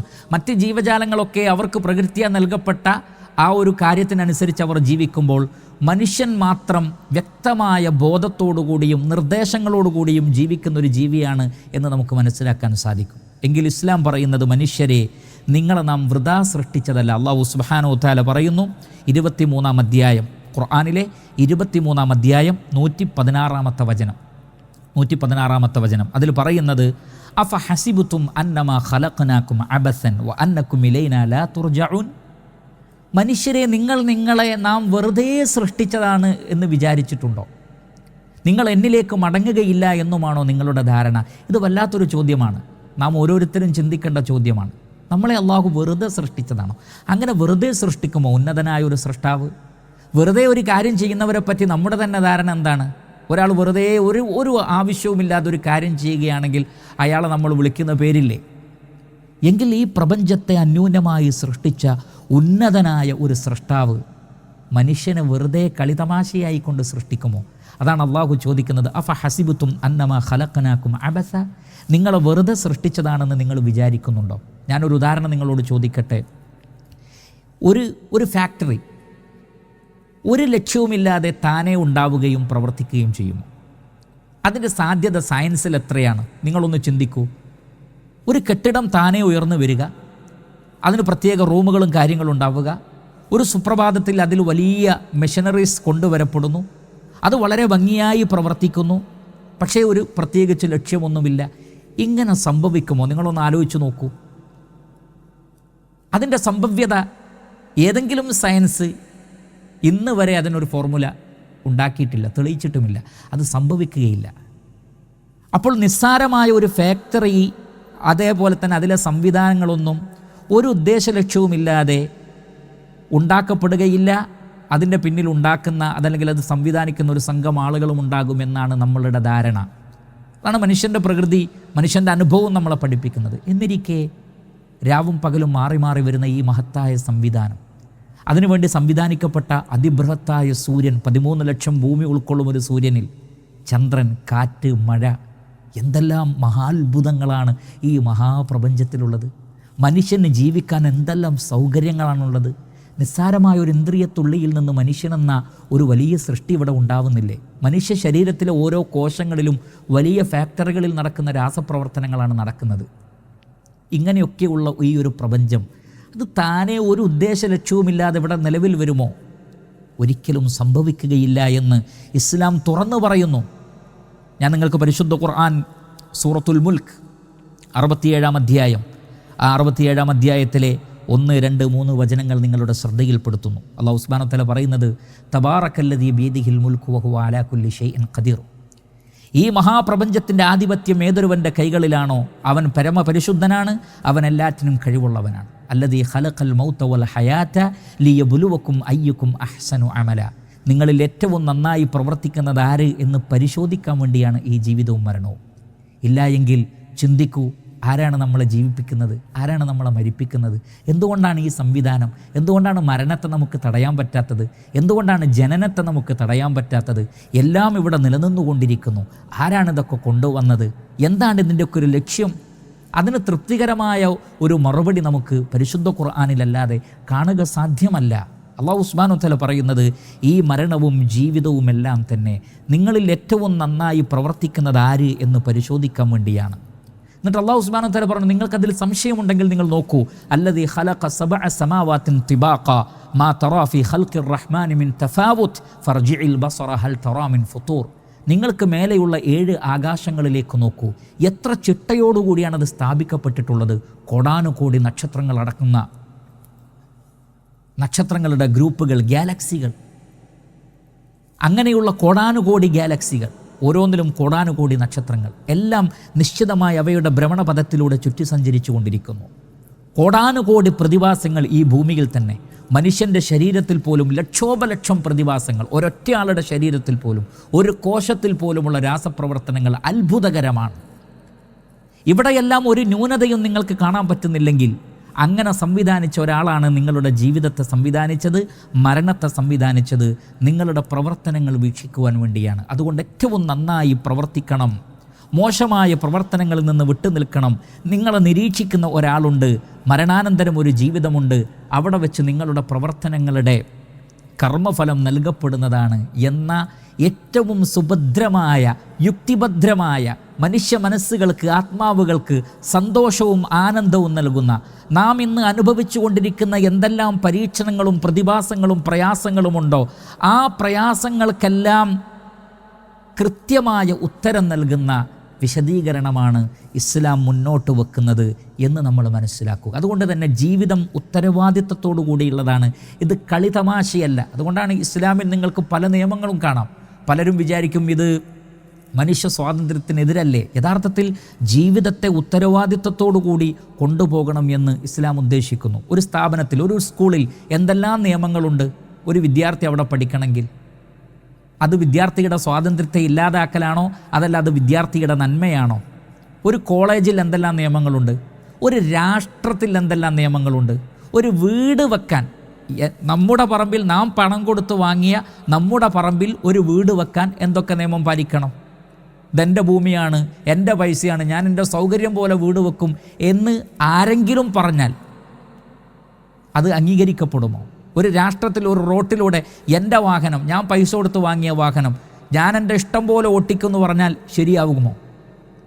ഇല്ല എന്ന് നമുക്കൊക്കെ അറിയാം. ഈ ഭൂമിയിൽ ജീവിക്കുമ്പോൾ എന്തെല്ലാം നിയന്ത്രണങ്ങളുണ്ടോ അത് മനുഷ്യൻ്റെ നന്മക്കാണ്, സമൂഹത്തിൻ്റെ നന്മക്കാണ്, രാഷ്ട്രത്തിൻ്റെ നന്മക്കാണ്, ഭൂമിയുടെ നന്മക്കാണ് എന്നത് നമ്മളെല്ലാവരും തിരിച്ചറിയുന്നു. മതമുള്ളവനും ഇല്ലാത്തവനും ഒക്കെ തിരിച്ചറിയുന്നു. എങ്കിലും മനുഷ്യൻ്റെ ജീവിതം നന്നായി തീരാൻ മനുഷ്യനെ സൃഷ്ടിച്ച നാഥൻ മാർഗദർശനം നൽകേണ്ടതില്ലേ? ഇസ്ലാം മുന്നോട്ട് വെക്കുന്ന മറ്റൊരു പോയിൻ്റാണ് സ്രഷ്ടാവായ നാഥനിൽ നിന്നുള്ള മാർഗദർശനം. അള്ളാഹുവിനെ കുറിച്ച് പരിചയപ്പെടുത്തുന്നിടത്ത് പരിശുദ്ധ ഖുർആനിൽ നമുക്ക് കാണാൻ സാധിക്കുന്ന സുപ്രധാനമായ ഒരു വചനമാണ് സൂറത്തു ത്വാഹയിലെ 50-ാമത്തെ വചനത്തിൽ നമുക്ക് കാണാം, റബ്ബുനല്ലദീ അഅതാ കുല്ല ശൈഇൻ ഖൽഖഹു സുമ്മ ഹദാ. ഞങ്ങളുടെ രക്ഷിതാവ് എന്ന് പറഞ്ഞാൽ സകല പ്രപഞ്ചത്തെയും സൃഷ്ടിക്കുകയും പിന്നീട് മാർഗദർശനം നൽകുകയും ചെയ്തവനാണ്. ഈ ഭൂമിയിൽ അതല്ലെങ്കിൽ ഈ പ്രപഞ്ചത്തിൽ എല്ലാറ്റിനും സൃഷ്ടിച്ച് അതിന് മാർഗദർശനം നൽകിയവനാണ് അല്ലാഹു സുബ്ഹാനഹു വ തആല. ശ്രദ്ധിക്കൂ, നമ്മുടേതായ ഒരു കാര്യവും നമ്മളല്ല തീരുമാനിക്കുന്നതെങ്കിൽ പിന്നെ നമ്മുടെ ജീവിതം എങ്ങനെയായിരിക്കണമെന്ന് തീരുമാനിക്കേണ്ടതും അല്ലാഹു സുബ്ഹാനഹു വ തആലയല്ലേ. ഞാൻ ചില ചോദ്യങ്ങൾ നിങ്ങളോട് ചോദിക്കട്ടെ. നമ്മളുടെ രൂപം നമ്മളാണോ സംവിധാനിച്ചത്? അല്ല. നമ്മുടെ നിറം നമ്മൾ തീരുമാനിച്ചിട്ടുണ്ടോ? ഇല്ല. നാട്, പഞ്ചായത്ത്, ഭാഷ നമ്മൾ തീരുമാനിച്ചിട്ടുണ്ടോ? ഇല്ല. ജീവിതം, ആയുസ്, ആത്മാവ് നമ്മൾ തീരുമാനിച്ചിട്ടുണ്ടോ? ഇല്ല. മരണം നമ്മൾ തീരുമാനിക്കുമ്പോഴാണോ? അല്ല. ഇതിലൊന്നും നമ്മൾ തീരുമാനിച്ചതല്ല. ഭൂമി, വായു, വെള്ളം, കാറ്റ്, മഴ നമ്മുടേതാണോ? നമ്മുടെ അധീനതയിലാണോ? അല്ല. ഭൂമിയുടെ സഞ്ചാരം, സൂര്യൻ്റെ ഉദയം, അസ്തമയം, ചന്ദ്രൻ വരുന്നത്, നക്ഷത്രങ്ങൾ തുടങ്ങി എന്തെല്ലാമുണ്ടോ ഇതിലേതെങ്കിലും നമ്മുടേതാണോ? അല്ല. നമ്മുടെ ശരീരത്തിലെ മുടി നരയ്ക്കുന്നത് പോലും നമ്മോട് ചോദിച്ചിട്ടാണോ? അല്ല. എന്നിരിക്കെ ഇതൊന്നും നമ്മുടേതല്ല, ഇതൊന്നും നമ്മുടെ നിയന്ത്രണത്തിലല്ലെങ്കിൽ ഞാൻ എൻ്റെ ഇഷ്ടം പോലെ ജീവിക്കുമെന്ന് പറയാൻ മാത്രം നമുക്ക് സാധിക്കുമോ പ്രിയ സഹോദര? അവിടെയാണ് ഇസ്ലാം ഇടപെടുന്നത്. ഇസ്ലാം പറയുന്നു, നിൻ്റേതായതൊന്നും നീയല്ല തീരുമാനിച്ചതെങ്കിൽ, അതെല്ലാം നിൻ്റെ സ്രഷ്ടാവാണ് തീരുമാനിക്കുന്നതെങ്കിൽ നീ എങ്ങനെ ജീവിക്കണം എന്നതും സ്രഷ്ടാവാണ് തീരുമാനിക്കുന്നത്. ഞാൻ നിങ്ങൾക്ക് അതിനുള്ളൊരു റെഫറൻസ് തരാം. പരിശുദ്ധ ഖുർആൻ 2-ാം അധ്യായം സൂറത്തുൽ ബഖറ 213-ാമത്തെ വചനം. കാനന്നാസു ഉമ്മത്തൻ വാഹിദ, മനുഷ്യരെല്ലാവരും ഒരു ഏക സമൂഹമായിരുന്നു. ഫബഅസല്ലാഹു നബിയ്യീന മുബശ്ശിരീന വമുൻദിരീൻ, താക്കീത് നൽകുന്നവരും സന്തോഷവാർത്ത അറിയിക്കുന്നവരുമായി പ്രവാചകന്മാരെ അല്ലാഹു സുബ്ഹാനഹു വതആല നിയോഗിച്ചു. വ അൻസല മഅഹുമുൽ കിതാബ ബിൽ ഹഖ് ലിയഹ്കുമ ബൈനന്നാസി ഫീമാ ഇഖ്തലഫൂ ഫീ. ജനങ്ങൾ ഭിന്നിച്ച വിഷയത്തിൽ, തെറ്റിപ്പോയ വിഷയങ്ങളിൽ അവർക്ക് ശരിയായ റൂട്ട് കാണിച്ചു കൊടുക്കാൻ വേണ്ടി വേദഗ്രന്ഥങ്ങളെയും പ്രവാചകന്മാരെയും നിയോഗിച്ചു. പ്രിയപ്പെട്ട സഹോദരങ്ങളെ, ഇസ്ലാമിൻ്റെ സുപ്രധാനമായ ആദർശങ്ങളിലൊന്നാണ് മനുഷ്യന് മാർഗദർശനം നൽകാൻ വേണ്ടി സ്രഷ്ടാവ് പ്രവാചകന്മാരെ തെരഞ്ഞെടുത്ത് പറഞ്ഞയക്കുന്നു, വേദഗ്രന്ഥങ്ങളും അവർക്ക് നൽകുന്നു. ആ പ്രവാചകന്മാരിൽ അവസാന പ്രവാചകനാണ് മുഹമ്മദ് നബി സല്ലല്ലാഹു അലൈഹി വസല്ലം. അദ്ദേഹത്തിന് നൽകപ്പെട്ട വേദഗ്രന്ഥമാണ് പരിശുദ്ധ ഖുർആൻ. അതുകൊണ്ടാണ് പ്രവാചകനെക്കുറിച്ച് ജനങ്ങളിലേക്ക് മുഴുവനുള്ള പ്രവാചകൻ എന്ന് പറഞ്ഞത്. പരിശുദ്ധ ഖുർആനിനെക്കുറിച്ച് ലോകത്തിലുള്ള മുഴുവൻ മനുഷ്യർക്കുമുള്ള മാർഗദർശനം എന്ന് പറഞ്ഞത് സ്രഷ്ടാവ് നമുക്ക് നൽകുന്ന മാർഗദർശനമാണത്. നമ്മളുടെ ജീവിതവും നമ്മുടെ മരണവും ഒന്നും നമ്മുടെ നിശ്ചയപ്രകാരമല്ലെങ്കിൽ, ഇവിടെ സംവിധാനിക്കപ്പെട്ട ഒന്നുപോലും നമ്മുടെ തീരുമാനമല്ലെങ്കിൽ, നമ്മളുടെ കണ്ണിമ വെട്ടുന്നത് പോലും നമ്മൾ സംവിധാനിച്ചതല്ലെങ്കിൽ, പിന്നെ നമ്മുടെ ജീവിതം എങ്ങനെയായിരിക്കണമെന്ന് ആ സ്രഷ്ടാവിന് തന്നെയാണ് പറയാൻ അധികാരമുള്ളത്, അവകാശമുള്ളത്. അങ്ങനെ നാം എങ്ങനെ ജീവിക്കണമെന്ന് പറയാനുള്ള അധികാരമുള്ള സ്രഷ്ടാവ് വേദഗ്രന്ഥങ്ങളിലൂടെ, പ്രവാചകന്മാരിലൂടെ ആ സന്ദേശം നമുക്ക് എത്തിച്ചു തന്നു. അതുകൊണ്ട് എനിക്ക് എൻ്റെ ഈ ഒരു സംസാരത്തിൽ നിങ്ങളോട് വളരെ വിനീതമായി, എൻ്റെ ശബ്ദം കേൾക്കുന്ന മുഴുവൻ സഹോദരങ്ങളോടും വളരെ വിനീതമായി പറയാനുള്ളത്, ആ ഒരു സന്ദേശം, സ്രഷ്ടാവിന് നമുക്ക് നൽകാനുള്ള ആ ഒരു സന്ദേശം, അത് പരിശുദ്ധ ഖുർആനിലുണ്ട്. ഇസ്ലാമിൻ്റെ പ്രവാചകൻ അത് മുന്നോട്ട് വെച്ചിട്ടുണ്ട്. ഇസ്ലാമിനെക്കുറിച്ച് വായിക്കാനും പഠിക്കാനും ഖുർആനിനെക്കുറിച്ച് മനസ്സിലാക്കാനും നിങ്ങൾ ശ്രമിച്ചാൽ എല്ലാ തെറ്റിദ്ധാരണകളും നിങ്ങൾക്ക് നീങ്ങുമെന്ന കാര്യത്തിൽ യാതൊരു സംശയവുമില്ല എന്ന് നമുക്ക് കാണാൻ സാധിക്കുന്നതാണ്. മാത്രമല്ല, ഇസ്ലാം മുന്നോട്ട് വെക്കുന്ന ഒരു സുപ്രധാനമായ ആശയം, അത് പറഞ്ഞ് ഞാൻ അവസാനിപ്പിക്കാം. മരണാനന്തരം ഒരു ജീവിതമുണ്ട്. നമ്മളൊക്കെ നീതി ആഗ്രഹിക്കുന്നവരാണല്ലോ. എന്തിനാണ് ഇവിടെ അവാർഡുകൾ, സമ്മാനങ്ങൾ? നല്ലത് ചെയ്താൽ അവാർഡ് വേണം, ഇത് മനുഷ്യൻ അംഗീകരിക്കുന്നതാണ്. എന്തിനാണ് പോലീസും കോടതിയും ജയിലും മറ്റു ശിക്ഷകളും? തെറ്റ് ചെയ്താൽ ശിക്ഷിക്കപ്പെടണം. ഇത് അംഗീകരിക്കാത്ത ഏതെങ്കിലും നാട്ടുകാരുണ്ടോ? ഇത് അംഗീകരിക്കാത്ത ഏതെങ്കിലും മനുഷ്യന്മാരുണ്ടോ? ബുദ്ധിയുള്ള, സംസ്കാരമുള്ള, ഉയർന്ന് ചിന്തിക്കുന്ന ഏതൊരു രാഷ്ട്രവും ഏതൊരു രാജ്യവും അങ്ങനെ ചിന്തിക്കുന്ന ഏതൊരാളും കുറ്റവാളികൾ ശിക്ഷിക്കപ്പെടണമെന്നും നന്മ ചെയ്യുന്നവർക്ക് നല്ലത് ലഭിക്കണമെന്നും അംഗീകരിക്കുന്നവരാണ്. അതേപോലെ തന്നെ മനുഷ്യർക്ക് തുല്യമായ നീതി. ഒരു നല്ല രാജാവിൽ നിന്ന് നിങ്ങൾ എന്താണ് പ്രതീക്ഷിക്കുന്നത്? ഞാൻ ഉദാഹരണം ചോദിക്കുകയാണ്. ഒരു നല്ല രാജാവിൽ നിന്ന് നമ്മൾ എപ്പോഴും പ്രതീക്ഷിക്കുന്നത് നീതിയല്ലേ? തീർച്ചയായും ഒരു നല്ല രാജാവിൽ നിന്ന് നാം നീതി പ്രതീക്ഷിക്കും. എങ്കിൽ ഈ പ്രപഞ്ചത്തെ അന്യൂനമായി സൃഷ്ടിച്ച പ്രപഞ്ചത്തിൻ്റെ സ്രഷ്ടാവ് നീതിപൂർവ്വം വർത്തിക്കില്ല എന്ന് നാം എങ്ങനെ ആണ് വിശ്വസിക്കുന്നത്? ആ സൃഷ്ടാവിൽ നിന്ന് നാം നീതി പ്രതീക്ഷിക്കുന്നില്ലേ? തീർച്ചയായും ഉണ്ട്. പരിശുദ്ധ ഖുർആൻ സൂറത്തുൽ ജാസിയയിൽ അല്ലാഹു സുബ്ഹാനഹു വ തആല പറയുന്നത്, അം ഹസിബല്ലദീന ഇജ്തറഹു സയ്യിആത്ത് 21, 22 ആയത്തുകളാണ്. തിന്മകൾ വാരിക്കൂട്ടുന്ന ആളുകൾ വിചാരിച്ചോ നന്മകൾ പ്രവർത്തിക്കുന്നവരെ പോലെ അവരെ നാം ആക്കുമെന്ന്, അവരുടെ ജീവിതവും മരണവും ഒരുപോലെയായി തീരുമെന്ന്? അതൊരിക്കലും അങ്ങനെയല്ല. നന്മ ചെയ്യുന്നവന് നന്മ, തിന്മ ചെയ്യുന്നവന് തിന്മ. അത് ലഭിക്കേണ്ടുന്ന ഒരു ലോകം വരാനുണ്ട്. തുല്യമായ നീതി ലഭിക്കുന്ന ഒരു ലോകം വരാനുണ്ട്. സ്വാഭാവികമായും ഒരു സംശയമുണ്ടാകും. അങ്ങനെ മനുഷ്യൻ മരിച്ചതിന് ശേഷം ഒരു പുനർജീവിതം അവനുണ്ടാകുമോ? ഈ സംശയത്തിനുള്ള മറുപടി പരിശുദ്ധ ഖുർആനിലുണ്ട്. അത് പറഞ്ഞുകൊണ്ട് എൻ്റെ സംസാരം ഞാൻ അവസാനിപ്പിക്കുകയാണ്. അതിലേക്കുള്ള റെഫറൻസ് ഞാൻ നിങ്ങൾക്ക് തരാം. പരിശുദ്ധ ഖുർആൻ 22-ാം അധ്യായം 5, 6, 7 വചനങ്ങളാണ്. 22-ാം അധ്യായം 5, 6, 7 വചനങ്ങൾ. ആ അധ്യായം തുടങ്ങുന്നത് ഇങ്ങനെ, ആ ആയത്ത് തുടങ്ങുന്നത്, ആ വചനം തുടങ്ങുന്നത് ഇങ്ങനെയാണ്: യാ അയ്യുഹന്നാസ്, മനുഷ്യരെ. നോക്കൂ, ഇവിടെ വിളിക്കുന്നത് മുസ്ലിമീങ്ങളെയല്ല, ഇത് മുസ്ലിമീങ്ങളോടല്ല, ലോകത്തിലെ മുഴുവൻ മനുഷ്യരോടും പറയുകയാണ്. യാ അയ്യുഹന്നാസ് ഇൻ കുൻതും ഫി റൈബിൻ മിനൽ ബഅസ്. മരണാനന്തരം ഒരു ജീവിതമുണ്ട് എന്ന കാര്യത്തിൽ നിങ്ങൾക്ക് സംശയമുണ്ടെങ്കിൽ, ഇസ്ലാം പഠിപ്പിക്കുന്ന വളരെ പ്രധാനപ്പെട്ട ഒരു വിഷയമാണത്. മരണാനന്തര ജീവിതം, മരണശേഷം ഒരു ജീവിതമുണ്ട്, അവിടെ സ്വർഗമുണ്ട്, നരകമുണ്ട്. നിങ്ങൾക്കിതിൽ സംശയമുണ്ടെങ്കിൽ ആ സംശയം മാറാൻ വേണ്ടി അല്ലാഹു സുബ്ഹാനഹു വ തആല പറയുന്നത് നിങ്ങൾ നിങ്ങളിലേക്കൊന്ന് നോക്കൂ എന്നാണ്. എന്താണ് പറയുന്നത്? ഫഇന്നാ ഖലഖനാകും മിൻ തുറാബിൻ സുമ്മ മിൻ നുത്ഫത്തിൻ സുമ്മ മിൻ അലഖത്തിൻ സുമ്മ മിൻ മുദ്ഗത്തിൻ മുഖല്ലഖത്തിൻ വഗൈരി മുഖല്ലഖത്തിൻ ലിനുബയ്യിന ലക്കും വനുഖിറു ഫിൽ അർഹാമി മാ നശാഉ ഇലാ അജലിൻ മുസമ്മ സുമ്മ നുഖ്രിജുകും തിഫ്ലൻ സുമ്മ ലിതബ്ലുഗു അശുദ്ദക്കും വമിൻകും മൻ യുതവഫ വമിൻകും മൻ യുറദ്ദു ഇലാ അർദലിൽ ഉംരി ലകൈ ലാ യഅലമ മിൻ ബഅദി ഇൽമിൻ ഷൈഅ. അള്ളാഹു പറയുന്നത്, പുനരുദ്ധാനത്തെക്കുറിച്ച് സംശയമുണ്ടെങ്കിൽ നിങ്ങൾ നിങ്ങളെ തന്നെ ഒന്ന് നോക്കിയാൽ മതി. നിങ്ങളുടെ ആദ്യ സൃഷ്ടിപ്പ് കളിമണ്ണിൽ നിന്നായിരുന്നു.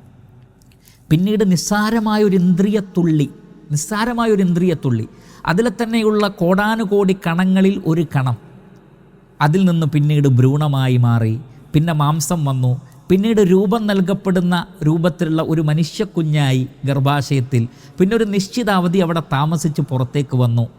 ഒക്കെ വ്യത്യസ്ത ഘട്ടങ്ങളല്ലേ. നമുക്കറിയാം ഇന്ദ്രിയത്തുള്ളിയും ഭ്രൂണവും തമ്മിൽ വളരെയധികം വ്യത്യാസമുണ്ട്. ഭ്രൂണാവസ്ഥയും ഒരു കുഞ്ഞിന് പൂർണ്ണ രൂപം നൽകപ്പെട്ടാൽ അത് പൂർണ്ണമായും വ്യത്യസ്തമായ രൂപമാണ്. കുഞ്ഞായി ജനിച്ചു വീഴുമ്പോഴുള്ള അവസ്ഥയല്ല 10 വയസ്സായാൽ, 10 വയസ്സായാലുള്ള അവസ്ഥയല്ല 25, 30-ലുള്ളത്, 30-ലും 40-ലുമുള്ള അവസ്ഥയല്ല 60-ലും 70-ലും 80-ലുമുള്ളത്. ഈ വ്യത്യാസം മനുഷ്യ നീ കാണുന്നില്ലേ? പടിപടിയായി ഒരു ഘട്ടത്തിൽ നിന്ന് തീർത്തും വ്യത്യസ്തമായ മറ്റൊരു ഘട്ടത്തിലേക്ക് നിങ്ങളെ സൃഷ്ടിച്ചു കൊണ്ടുവരാൻ പറ്റുന്നവൻ, ജീവനില്ലാതിരുന്നൊരവസ്ഥയിൽ നിന്ന് നിങ്ങൾക്ക് ജീവൻ നൽകി, ജീവനുള്ളൊരവസ്ഥയിൽ നിന്ന് വീണ്ടും നിങ്ങളെ മരിപ്പിക്കുകയും ചെയ്യുന്നു. എങ്കിൽ പിന്നെ വീണ്ടും ഒരു ജീവനുള്ള അവസ്ഥയിലേക്ക് കൊണ്ടുവരാൻ അവന് കഴിവുള്ളവനല്ലേ? എത്ര യുക്തിഭദ്രമായ ചോദ്യം. ഒന്നുകൂടി അള്ളാഹു പറഞ്ഞു, വതറൽ അർള ഹാമിദതൻ ഫഇദാ അൻസൽനാ അലൈഹിൽ മാഅ ഇഹ്തസ്സത് വറബത് വഅംബതത് മിൻ കുല്ലി സൗജിൻ ബഹീജ്. ഉണങ്ങി വരണ്ട ഭൂമി, നിങ്ങൾ മാന്തി നോക്കിയാൽ പോലും ഒരു വിത്തും നിങ്ങൾക്ക് അവിടെ കാണാൻ കഴിയില്ല. പക്ഷെ അവിടേക്ക് മഴ വർഷിക്കുമ്പോൾ അതാ നിങ്ങൾ പോലും കാണാത്ത സസ്യലതാദികൾ മുളച്ചു പൊന്തുന്നു. അത്രയ്ക്ക് ഇല്ല എന്ന് തോന്നിയ ഒരവസ്ഥയിൽ നിന്ന് മഴ വർഷിപ്പിച്ചപ്പോൾ വീണ്ടും സസ്യലതാദികളെ മുളപ്പിച്ച സൃഷ്ടാവിന് മനുഷ്യരെ, നിങ്ങളെ മരിപ്പിച്ചതിന് ശേഷം ജീവിപ്പിക്കുക എന്നതൊരു പ്രയാസമുള്ള കാര്യമേ അല്ല. എന്നിട്ട് അള്ളാഹു പറഞ്ഞു, ദാലിക ബിഅന്നല്ലാഹ ഹുവൽ ഹഖ് വഅന്നഹു യുഹ്യിൽ മൗത വഅന്നഹു അലാ കുല്ലി ഷൈഇൻ ഖദീർ വഅന്ന സ്സാഅത ആതിയത്തുൻ ലാ റൈബ ഫീഹാ വഅന്നല്ലാഹ യബ്അസു മൻ ഫിൽ ഖുബൂർ. അതെന്തുകൊണ്ടെന്നാൽ അള്ളാഹു സത്യമാണ്, അവൻ മരിച്ചവരെ ജീവിപ്പിക്കും, അവൻ എല്ലാറ്റിനും കഴിവുള്ളവനാണ്, അന്ത്യസമയം വരിക തന്നെ ചെയ്യും, അതിൽ സംശയിക്കേണ്ടതില്ല. ഖബറുകളിലുള്ളവരെ അവൻ ഉയർത്തെഴുന്നേൽപ്പിക്കുക തന്നെ ചെയ്യും. അപ്പോൾ 5-ാമത്തെ ആയത്ത് തുടങ്ങിയത് നിങ്ങൾക്ക് വല്ല സംശയമുണ്ടോ എന്ന് ചോദിച്ചിട്ടാണ്. 7-ാമത്തെ ആയത്തിൽ പറയുന്നത് ഇനി സംശയിക്കണ്ട എന്നാണ്. കാരണം അത്രക്ക് യുക്തിഭദ്രമായ മറുപടി അല്ലാഹു സുബ്ഹാനഹു വ തആല നൽകിക്കഴിഞ്ഞു. പ്രിയ സഹോദരങ്ങളെ, നമ്മൾ ആലോചിക്കുക, നമ്മുടെ ചുറ്റിലുമുള്ള കാര്യങ്ങളാണ് പറഞ്ഞത്. നാം ജീവനില്ലാത്തൊരു പദാർത്ഥമായിരുന്നു, പിന്നെ ജീവനും ആത്മാവും ഒക്കെ നൽകി നല്ലൊരു വ്യക്തിത്വമായില്ലേ. ഒരു ഇന്ദ്രിയത്തുള്ളി കണ്ടാൽ സാധാരണ നമുക്കതൊരു അറപ്പോടു കൂടിയാണ് പലപ്പോഴും നമ്മൾ കാണുക. നമ്മളതിനെ കഴുകിക്കളയുകയല്ലേ ചെയ്യുന്നത്, അല്ലേ സുഹൃത്തുക്കളെ? അങ്ങനെ നാം മോശമായി കരുതുന്ന ഒരു വസ്തുവിൽ നിന്ന് എത്ര ഒരു വലിയ വ്യക്തിത്വം, ഞാനൊരു വലിയ പേഴ്സണാലിറ്റിയാണ്, ഞാൻ വലിയ ആളാണ് എന്ന് പറയുന്നവൻ അവൻ്റെ തുടക്കത്തെക്കുറിച്ചൊന്ന് ചിന്തിച്ചു നോക്കൂ. എന്നിട്ട് പിന്നീട് മരിച്ചു മണ്ണോട് ചേരുന്നില്ലേ? ഇതൊക്കെ സംവിധാനിച്ച ഒരു റബ്ബിന് വീണ്ടും കൊണ്ടുവരിക എന്നത് പ്രയാസമുള്ള കാര്യമാണോ? അല്ല എന്ന് ഖുർആൻ തീർത്തു പറയുമ്പോൾ അങ്ങനെയല്ല എന്ന് പറയാൻ നമുക്കെന്തുണ്ട് ന്യായം? അതും നിങ്ങളുമായി പങ്കുവെക്കേണ്ട ഗൗരവപ്പെട്ടൊരു വിഷയമല്ലേ? ഒന്നുമില്ലായ്മയിൽ നിന്ന് നമ്മെ ഉണ്ടാക്കിയ ഒരാൾക്ക് നമ്മെ വീണ്ടും കൊണ്ടുവരികാൻ പറ്റില്ല എന്ന് പറയണമെങ്കിൽ ആദ്യമുള്ളത് നമ്മൾ പറഞ്ഞതുകൊണ്ട് ഉണ്ടായതായിരിക്കണ്ടേ? നമ്മളാണോ പറഞ്ഞത് നാം ഇവിടെ ഉണ്ടാവാൻ വേണ്ടി? നമുക്കതിൽ വല്ല പങ്കുമുണ്ടോ? നമുക്കൊരു പങ്കുമില്ലാതെ നാം ഇവിടെ ഉണ്ടായെങ്കിൽ നമുക്കൊരു പങ്കുമില്ലാത്തൊരു വിഷയത്തിൽ നമ്മളെങ്ങനെ അഭിപ്രായം പറയും? അതുകൊണ്ട് മരണാനന്തര ജീവിതം സത്യമാണെന്ന് ഇസ്ലാം അരക്കിട്ടുറപ്പിച്ച് തുറന്നു പറയുന്നു. ഇസ്ലാമിൻ്റെ അടിസ്ഥാന ആദർശങ്ങളിൽ ഒന്നതാണ്. ആദ്യം ഞാൻ പറഞ്ഞ ഏകദൈവ ആരാധന, അള്ളാഹുവിനെ മാത്രം ആരാധിക്കുക, അതിൻ്റെ പൊരുൾ ഞാൻ കൃത്യമായി വിശദീകരിച്ചു. പിന്നെ മാർഗദർശനം നൽകാൻ വേണ്ടി പ്രവാചകന്മാർ വരുന്നു, വേദഗ്രന്ഥങ്ങൾ വരുന്നു. മൂന്നാമത്തത് മരണാനന്തരം ഒരു ജീവിതമുണ്ട്, അവിടെ സ്വർഗമുണ്ട്, നരകമുണ്ട്. അള്ളാഹുവിൻ്റെ മാർഗദർശനം അനുസരിച്ച് ജീവിച്ചവന് സ്വർഗം, അതിനെ നിരാകരിച്ച് നന്ദികേട് കാണിച്ചവന് നരകമെന്ന ഇസ്ലാമിൻ്റെ സന്ദേശം അതുണ്ടെന്ന് ഇസ്ലാം തീർത്തു പറയുന്നു. ഈ സുപ്രധാനമായ 3 തത്വങ്ങൾ നിങ്ങളുമായി പങ്കുവച്ചു. നേരത്തെ പറഞ്ഞതുപോലെ നാം എല്ലാവരും ഒരു മാതാപിതാക്കളുടെ മക്കൾ എന്നുള്ള നിലക്കുള്ള ആ ഒരു സാഹോദര്യം, അതോടൊപ്പം തന്നെ ആ ഗുണകാംക്ഷ, എല്ലാ പ്രവാചകന്മാരും പറഞ്ഞത് ഞങ്ങൾക്ക് നിങ്ങളോട് ഗുണകാംക്ഷയാണ് എന്നാണ്. ആ ഒരു ഗുണകാംക്ഷയുടെ പേരിലാണ് ഇസ്ലാമിൻ്റെ ഈ ഒരു സന്ദേശം നിങ്ങളുടെ മുന്നിൽ വെച്ചിട്ടുള്ളത്. നിങ്ങളെല്ലാവരും തുറന്ന മനസ്സോടുകൂടി ഖുർആൻ വായിക്കാൻ, ഇസ്ലാമിനെ വായിക്കാൻ, ഇസ്ലാമിൻ്റെ പ്രവാചകനെ മനസ്സിലാക്കാൻ, ഇസ്ലാമിൻ്റെ നന്മകൾ ഉൾക്കൊള്ളാൻ ശ്രമിക്കണം. തെറ്റിദ്ധാരണകൾ നീങ്ങാൻ അത് നമുക്ക് സഹായകരമായി തീരും. സത്യം കണ്ടെത്താനും അത് നമ്മെ സഹായിക്കും എന്ന് ഓർമ്മപ്പെടുത്തുന്നു. ഏറെ സ്നേഹത്തോടുകൂടി സന്തോഷത്തോടുകൂടി ഈ സംസാരത്തെ നിങ്ങൾ കേൾക്കണമെന്ന് ആവശ്യപ്പെട്ടുകൊണ്ട് അവസാനിപ്പിക്കുന്നു. സർവശക്തനായ അല്ലാഹു സുബ്ഹാനഹു വ തആല നമുക്കെല്ലാവർക്കും സത്യം കണ്ടെത്താനും മനസ്സിലാക്കുവാനുമുള്ള തൗഫീഖ് അവൻ്റെ മഹത്തായ കാരുണ്യം കൊണ്ട് നൽകുമാറാകട്ടെ. വസല്ലല്ലാഹു വസല്ലമ അലാ നബിയിന മുഹമ്മദി വ ആലിഹി വസഹ്ബിഹി അജ്മഈൻ വൽഹംദുലില്ലാഹി റബ്ബിൽ ആലമീൻ. വസ്സലാമു അലൈക്കും വറഹ്മത്തുള്ളാഹി വബറകാതുഹു.